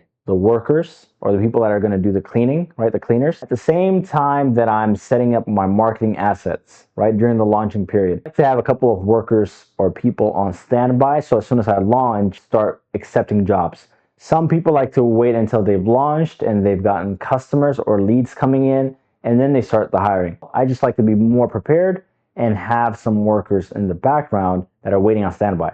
And I usually like to hire them towards the end of the launch, right? When I have a few weeks or maybe 2, 3 weeks left and I'm about to launch, that's when I start the hiring, because I don't want the workers to be waiting on standby for a long time during the entire launching period. The reason we want to hire the workers from the start is you want to avoid the mistake that most people do, which is doing the work themselves instead of delegating the service from the start. Some people think that they're going to do the job themselves, and then once they have enough jobs, they'll hire cleaners. Do not do that. That's not the model we're going after. There's no reason to do that at all, especially if you want to be able to scale this and run this remotely. I like partnering with independent contractors instead of employees. Understand more employee laws. You have trained them, provide them equipment supplies. It's just more things that is going to slow down your launch. So I prefer independent contractors. And I actually prefer independent contractors the whole time when I'm running the business. Some people like to switch to employees later down the road when they hit a certain revenue. Whatever you do, that's going to be on you and your own personal business decision. But I personally prefer independent contractors throughout the whole business.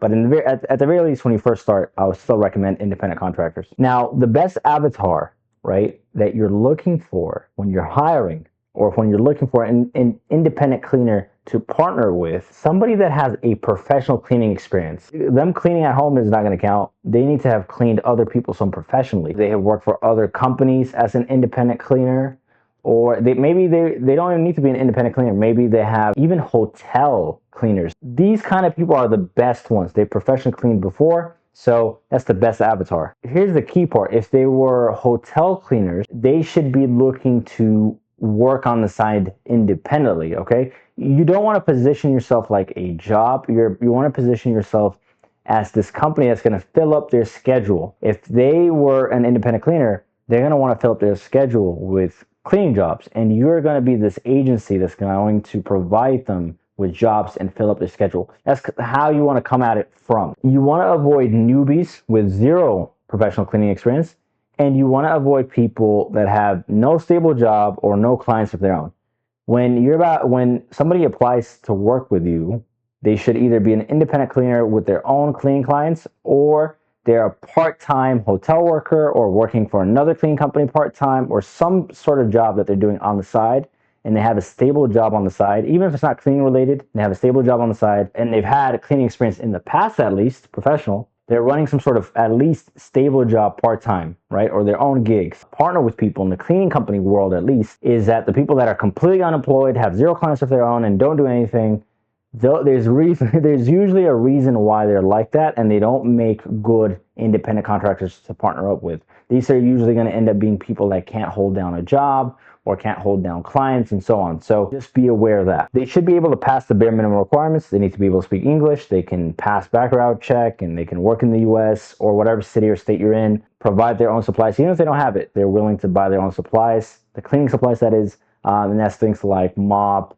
broom, squeegee, a portable vacuum maybe, etc. Right? So I'm not really listing all the supplies here, but just some basics that they're going to need. They should have a car. Some cleaners that are going to try to apply to work with you, I'm going to take the bus or Lyft. Use your own discretion. Most of the time, I like to go after people that have their own car and they have a reliable form of transportation is the key. They have internet and phone access, right? Believe it or not, some people just don't, because it's going to be very important for them to access their schedules on the software and so on. The platforms you're going to use is going to be Craigslist and Indeed.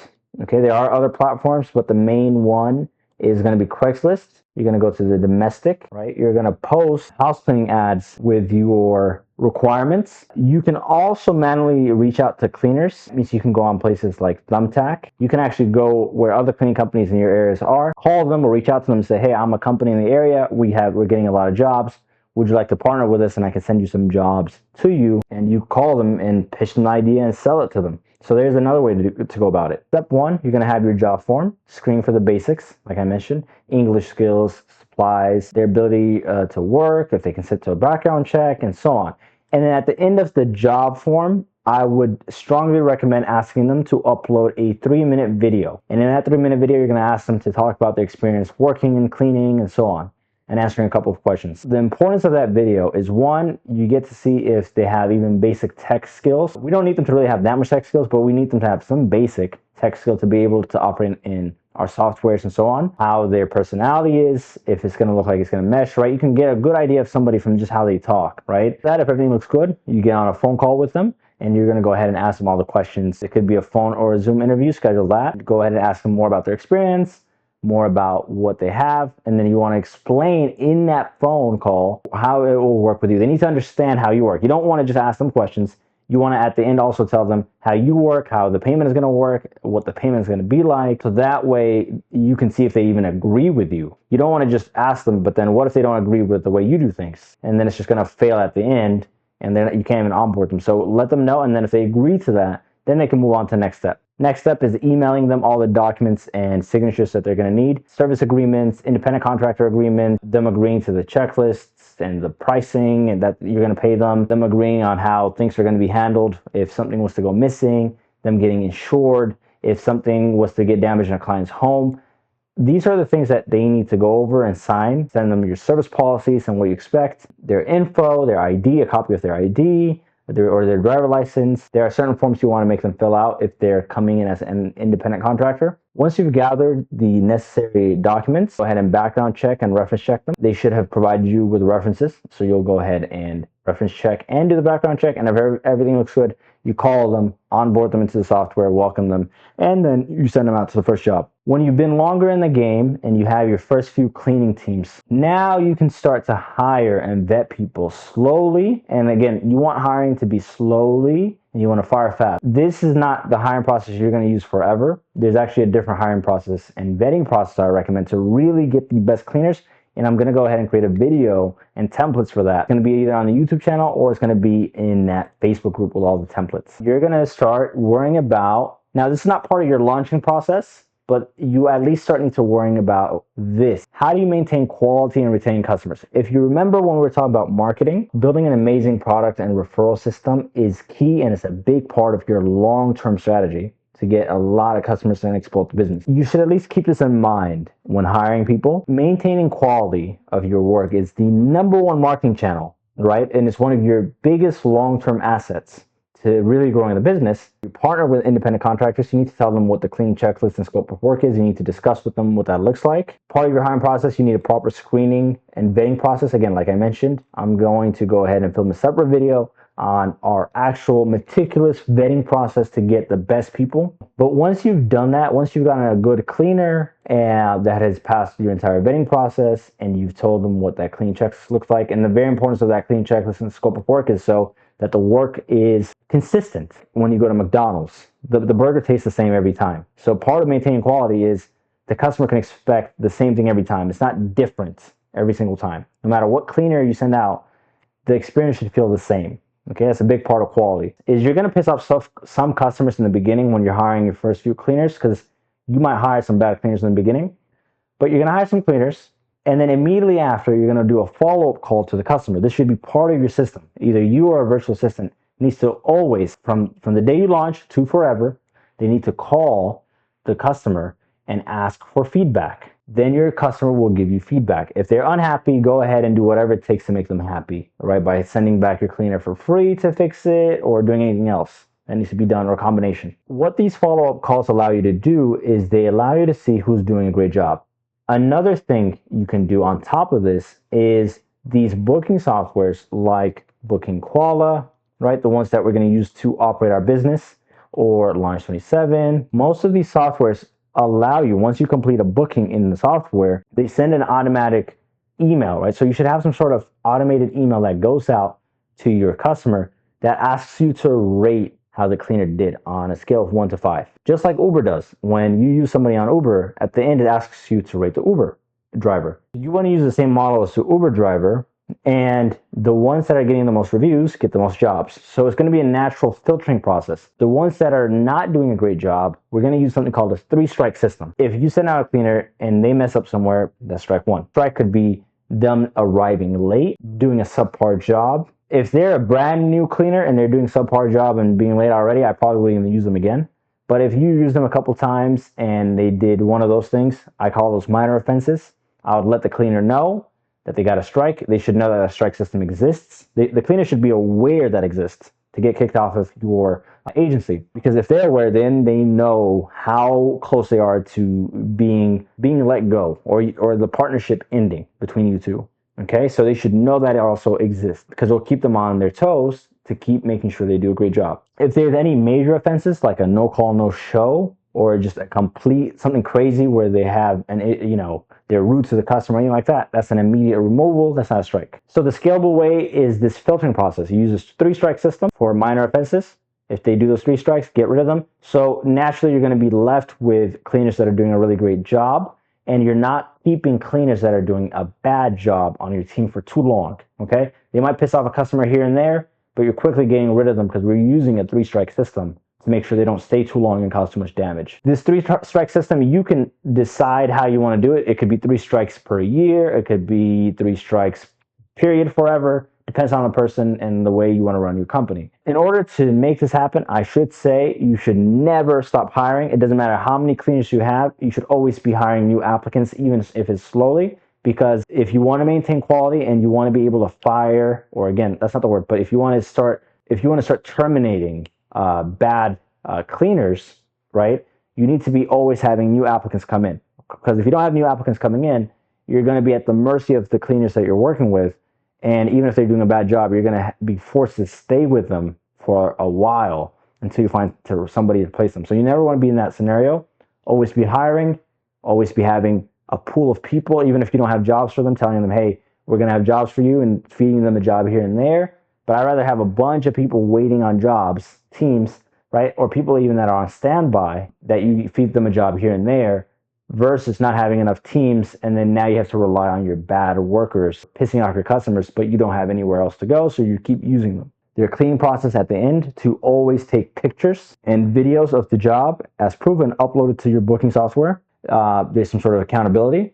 Another thing you can do, which we always recommend, is doing a before and after walkthrough. Your cleaner needs to do a before and after walkthrough. So if the client is at home and they're present, what your cleaner should do is they should do a before walkthrough before they start cleaning, talk to the client what they want, what the client wants the cleaner to focus on, and then at the end do an after walkthrough with the client, show them, and you should have something on your phone or on the software where the client can sign that they did do an after walkthrough. That's very important because, again, it keeps the cleaner accountable to make sure they showed clients before they left how the home was left. And the client can also have the chance to correct any minor errors before the cleaner leaves, because if the cleaner leaves, that's when it turns into a big deal. Any minor issues can be corrected there and then, and the client is signing off. So you're reducing a lot of issues before they even become issues. But one last thing you can do is test jobs during the hiring process. So one of the things you could do during the hiring process, when you onboard them, before you send them to their first job, the first job can actually be a test job it could be at your friend's house, it could be at your house during the hiring process. This is optional. We've done this before. We don't do this. We have some cleaning company clients that do this, that don't, but this is optional. But you could put that as one step into your hiring process to really make sure the cleaner can do a great job before you send them out. You can communicate that to your cleaner and get that done. What you need to do to scale rapidly, okay? And this is for those of you that want to scale as quickly as possible or scale the business as high as you can. Now, for some people, their goal is not to really scale that much or too quick. Here's a word of caution. I have 2 stories when it comes to scaling a business, and it could actually easily break down your entire business. So a lot of people that haven't been in the business world that long, or maybe they have and they've seen it for themselves, is that when you try to scale quickly and when you get a lot of customers, it sounds like a good thing, right? But there is too much of a good thing, because when a lot of customers come in quickly, it can actually break down your entire business and stop you from growing, which is the opposite of what you want to happen. If a lot of customers start coming in, for example, let's say your marketing is working great and a lot of customers start coming in, your system is inevitably going to go ahead and break down. What's going to happen is you're going to assign cleaners, you're going to overbook them, or you're going to go ahead and now have cleaners that can't show up to one job, or they're going to be super late. Cleaners are dropping the ball. You're dropping the ball on the clients. Now you have very furious customers, okay?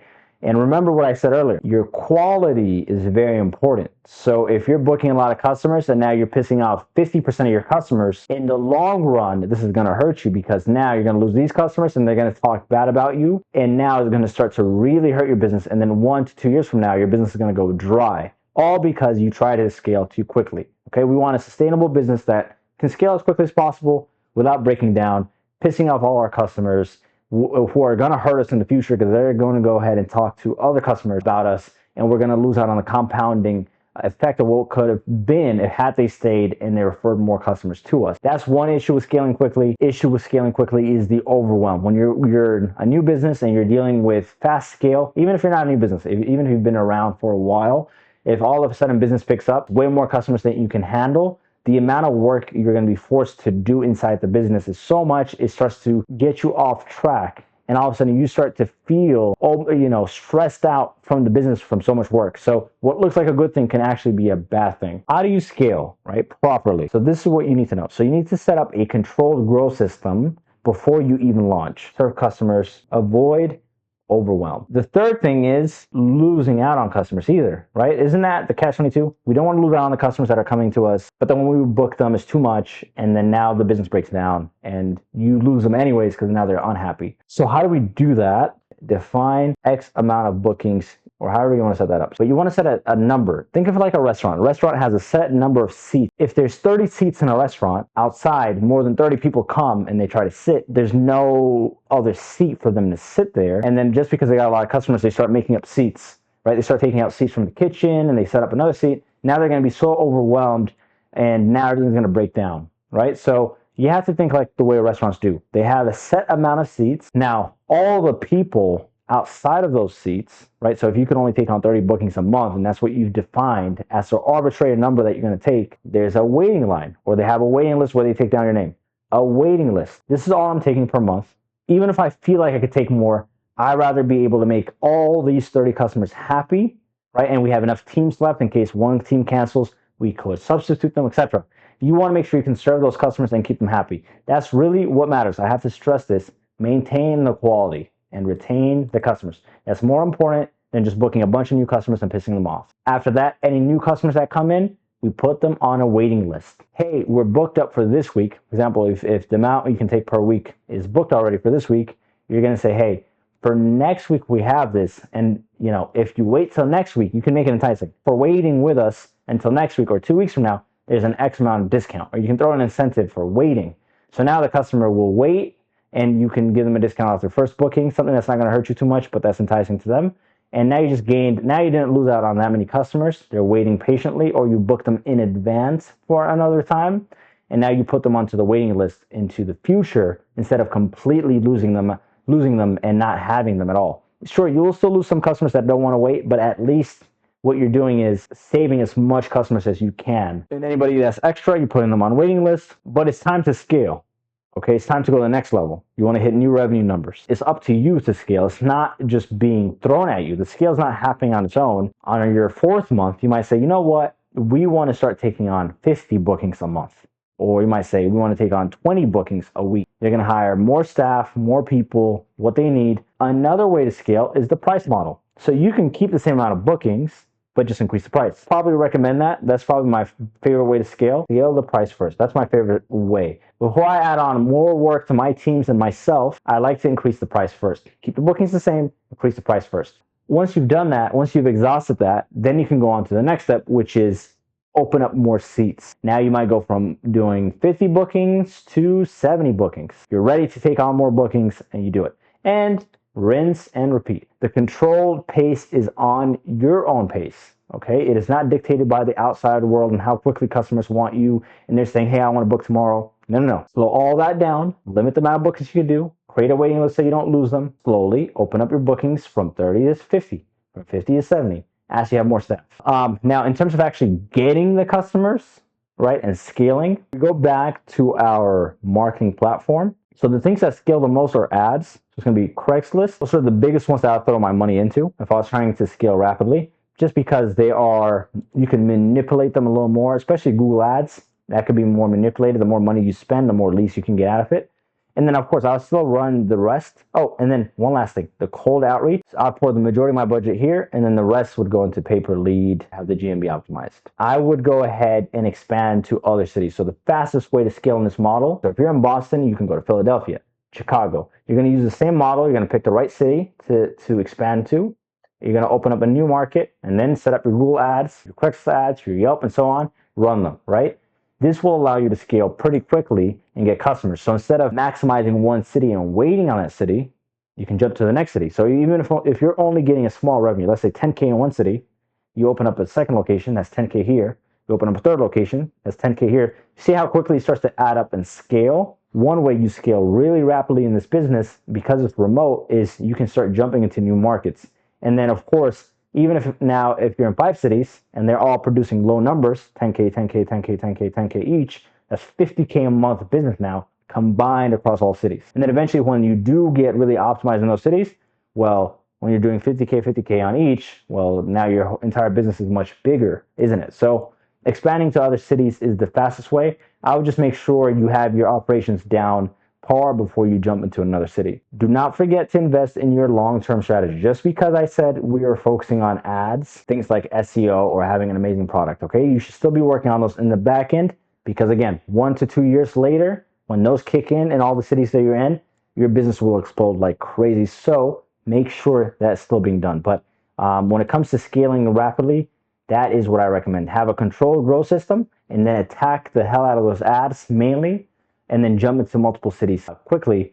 And that's how you really scale fast. Legalities, these are the boring but necessary that you need to know. I would recommend consulting a lawyer, but some things that I do know from what I've seen from our experience at least is, again, beware of your state laws when it comes to dealing with independent contractors. That's huge. Some laws out there that'll tell you, if you do this wrong, you might be misclassifying them as employees and you might get sued. A lot of things can happen, so make sure you watch out for that. You might want to incorporate your business. Okay, you definitely want to incorporate your business. I'm not going to give that legal advice, but what I have seen, I'll tell you, is some people like to wait until they've made a certain amount of money and you're going to be a sole proprietor but that means you're taking all the risk on yourself if something was to happen in that meantime. So everybody does it differently, but you, of course, definitely incorporate your business. Look into what you need to do for insurance and bonding in case there's any issues with your cleaners at a customer's home. Definitely want to have proper service agreements and written policies for your customers. This should be sent as an email confirmation right when a customer books with you. So that way they don't say, hey, I didn't know you guys don't do this. I didn't know that's how you requote. I didn't know this, that, or that. You can avoid a lot of complaints, a lot of issues by sending out agreements and letting them know to watch out for that agreement. That will be sent to their email when a customer books. So that's with customers. And it will also hold up legally, usually, for at least from my understanding, if something was to happen and you've already let them know. You also want proper agreements and policies sent out to your independent contractors. They should know what happens if they were to damage a home, how to conduct certain things, and so on, because then they're agreeing to that and you can hold them to that standard. I've seen a lot of people really not do their taxes on time, and that adds up with penalties, fees, and that becomes an issue down the road. And these are the common pitfalls or the mistakes you want to avoid when running this business, is not taking your accounting seriously or how you allocate your money. I suffered so much from this when I was new to business. I made the mistake of, we would run the business and I'd always say, hey, finally when we hit this magic revenue, then I'll have the life that I want. But at the end of all that, I never had enough money to pay for the taxes. When tax day came, I always had to reach into my savings. It felt like there was never enough money to pay myself as salary, right? Which is crazy. If, when you're running a business, you should be taking a salary out properly. Okay, you should be benefiting from the business because, let's be honest, most businesses don't even last more than 5 years. So in that meantime, you should be taking money out of that business in a controlled fashion at least, right? And I don't know where that hurts the business, but you should still be making money and getting paid for what you're doing, benefiting and reaping and getting rich off the business in the meantime too, personally. So they're running their business, but they're waiting for this magical revenue number where one day they'll make a salary. But until then, they're not taking a salary or they don't have a profit or so on. Wrong. I recommend, if you haven't already, to read Profit First, and you'll see that no matter how low or small your business is, even if it's making just 5K a month, like this is a really small business, I promise in that 5K, if you do it the way this book shows you, there's still a salary that you could be making or a payout that you have. So there's money inside of your business already that you're just not allocating properly. Every month you should have a salary put away into a tax account. So when tax date comes, you're not reaching out into your savings. There should be business profits where your money is automatically being allocated to, right? There should be money that your business is saving automatically, right, for an emergency fund. Or what is called a war chest in the business world, that if something was to happen, you can operate out of. So if your system is not set up to do that, definitely read that book. Stopping hiring or marketing. So what this means is, let's say we're getting a lot of customers and it's way too much customers and we didn't have enough workers. What we would do back then is we would stop the marketing. Our fear was, wait, we can't fulfill all these customers, so we need to pause the marketing and focus on hiring. Wrong, right? Because now by the time you focus on hiring, your marketing is drying up, and then now you're, you don't have any money coming in or new leads, and then you have to restart the marketing machine again. You have too many applicants, not enough customers. Because what's going to happen is When finally your marketing does pick up again and you get a bunch of customers, you stopped hiring, right? Because you thought, hey, I have too many workers. Well, eventually, you're going to go ahead and have too many customers that you can't provide for. And then you're going to find some of these applicants or some of the workers that you had, they're going to start underperforming or they're going to start doing a bad job and you want to fire them. But guess what? You don't have enough cleaners because you stopped hiring. Okay, and now you're stuck with bad workers. Now these bad workers are pissing off your customers. So it is a terrible idea, no matter what you do, whether you have a lot of customers coming in or not, whether you have a lot of workers or not, you never stop doing both.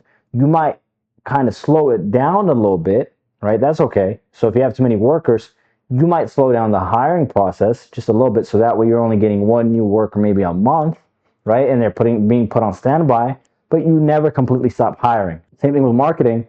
You might have too many customers and you might lower down the budget just a little bit, right?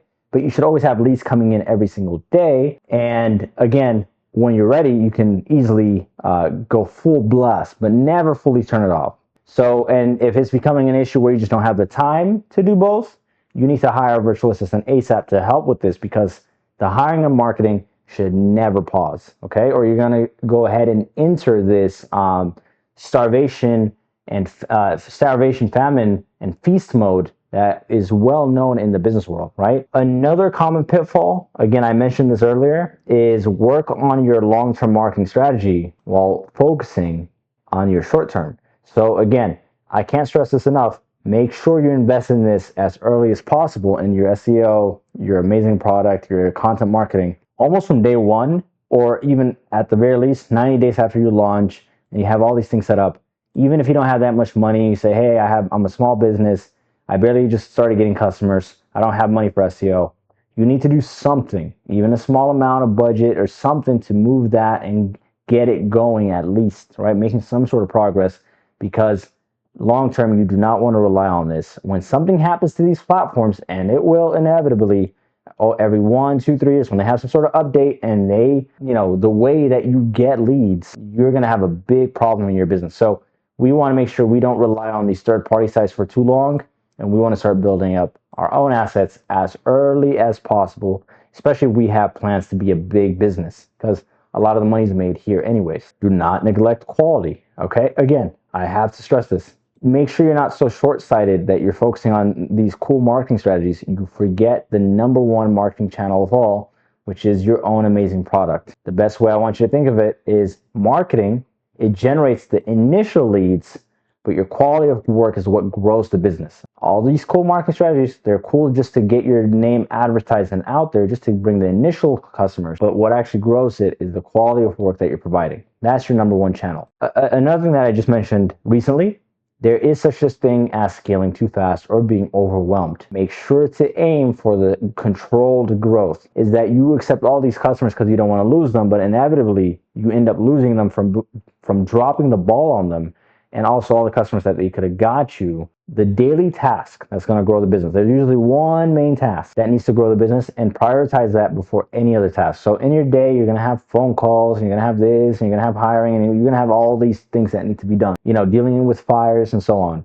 Or maybe there's a specific channel that you want to start doubling down on. It's usually a marketing related activity of some sort, and every day that task needs to get done before you're tired for the day from dealing with all the issues of the cleaning business. The way I look at virtual assistants now compared to how I used to look at them before is different. I used to think that you needed to hire a virtual assistant once you're completely overwhelmed with the business, or once you had enough money from the business to hire an assistant. I consider them as part of the fulfillment team, okay? Because they are technically part of the fulfillment team. So when you're hiring workers, remember how I mentioned you never want to do the job yourself. I would put virtual assistants as part of that, because part of doing the work is also dealing with email, dealing with customer service. This is still part of the work. If you have the funds, I would definitely hire the virtual assistant at the same time you're hiring a cleaner. I wouldn't wait until you hit this cool magical revenue in your head. I wouldn't wait until your VA. Your VA is part of the fulfillment team, just like the cleaners, okay? So you don't want to be answering emails, because what's going to happen is a bunch of emails and phone calls are going to come. Phone calls every minute. You need to sell them. You need to deal with customer service if you don't hire the virtual assistant. Just like if you don't delegate the cleaning service to cleaners from the get-go, you'd be stuck for a while. It's the same thing with the virtual assistant. So hire the assistant either at the same time you're hiring the cleaners upon launch, right? And you have somebody to work with you even during the launching process and help you if you have the funds for it. Or I would hire them as soon as you validate the bookings, okay? Do not wait until you have enough money or whatever that means. And virtual assistants can cost as low as $500 a month if you do this right. So you don't need to, from the get-go, hire a full-time $2, $3, $4 grand a month virtual assistant. That is in America or the West, right? I would not, some people are able to make it work with hiring Philippines for this business model. I don't know how they do that. I haven't been able to make it work. I always hire people that are from the US or the West or Australia or Canada, anybody that can speak English properly. And what I mean by that is they need to be able to understand the lingo of the customers. Okay, so customers, especially in the cleaning business, get frustrated pretty fast, either already self-employed or working from home or a virtual assistant already, and you want to get them on a retainer. Okay, so you don't have to get them for a full-time retainer. You can get them for maybe just 10 hours a week. That is a good starting point. They will grow with you over time. Okay, you just need a virtual assistant in the door though ASAP to start helping. In the beginning, 10 hours a week. Between these business hours is when I want you to watch out for phone calls that come in and just log the hours. Okay, so they'll be available. They're already on the computer anyways, and just say, hey, I want you to prioritize my phone calls that are coming in and emails, and I want you to handle that in those business hours in a timely manner. They'll start handling that and you won't have to worry about it. And usually phone calls and emails, especially in a new business, aren't going to even be 10 hours. There's a whole way and system on how to hire a virtual assistant in the West and be able to get them at an affordable price, just like how I mentioned, at like $500 a month or some small budget, because that's when you're starting, you don't have the budget for $2, $3, $4 grand. So I'm going to make a video on how you're able to sell that idea to a virtual assistant, and it's actually fair and ethical to do this happy and nobody's being taken advantage of. Whenever you have to do a task, you either want to delegate it, unless it's a very high level task, some big marketing task that you need to be involved in or strategy or so on. Most of the tasks could be delegated. So whenever you find a to-do list on your task, you need to do one of two things. Either delegate it to your virtual assistant that you hired. That means it's going to take you longer to do that task, but it's going to save you in the long term, because even though you spent this upfront time hiring for that task, you now have somebody to take that recurring task off your work. Is when you do a task at the same time, open up Loom. It's only like $10 a month, and it allows you unlimited video filming. Record yourself doing that task that you just did and document it and title it and save it. Now, at least you're killing two birds with one stone. So now it's documented. So the next time you have to do this task again, you can just hire somebody and you can just send them that video that you made last time. Okay? So every time you have to do a task, if you must do it, either document it, or if you have somebody, delegate it. Okay? Or spend the time hiring for it.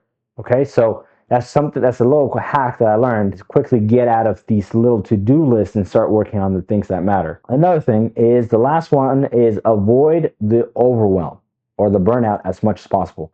That was a big issue with the cleaning business in the back in the day. You're going to deal with a lot of customer issues and a lot of problems, and it's really easy to get burnt out, a lot of work to do. So again, one way to avoid overwhelm, we already talked about, is hiring a virtual assistant as early as possible to deal with all the issues. But on top of that, the controlled growth system I talked about, having a waiting list, having a limited amount of spots, that will help already a lot more. I have a 6-day a week. So meaning I treat my week as if there's only 6 days in the week, and one day, no matter what, is forced to take a day off completely. It's super important because it gets you recharged to be able to do the work properly again. Okay? You're actually more efficient and effective that way than if you just worked all 7 days. And it's very easy to fall in the trap of working every day. Make sure you combine some of those off days, off weeks, delegating to a virtual assistant, having one, controlled growth system, and that should avoid the overwhelm and the burnout as much as possible, which will allow you to really push the business. Those are the common pitfalls and mistakes to avoid that I wish I knew. Now that we've pretty much went through everything, all the slides, right? We talked about everything you pretty much need to know. We talked about picking the city, the service, the offer, the pricing, the marketing, the hiring, right? I mean, the tech. The next steps are implement these principles mentioned in this entire video ASAP, as soon as possible. Whether you're starting a new business, setting up the proper framework for it ASAP, so take the action as soon as possible. This Facebook group is, remember, it is free, so this is where all the templates are going to be that we can't put on YouTube. The sales script, the agreements, everything, our little processes, our SOPs, little videos that wouldn't make it to YouTube. They all go here. Videos on how to hire a virtual assistant or the way we work and so on. These little meticulous videos that aren't posted on YouTube, they make it to the Facebook group. So definitely join that. Subscribe to this YouTube channel, because remember, we're going to be posting a follow along case study as we launch a brand new cleaning business and we document the whole series here on YouTube. So definitely subscribe to this YouTube channel to follow along for the full case study, to see exactly how we grow it and learn from that, to see what exact things are working for us. Go ahead and build your business, whether it's new or an existing one that you've had for a while, along with us. And thank you for watching this video. I appreciate you watching from the very beginning. If you watched from the very beginning to end, you are a trooper, because again, everything that was included in here was very, very helpful advice and concepts that you can start implementing ASAP. So without further ado, I'll see you in the next video.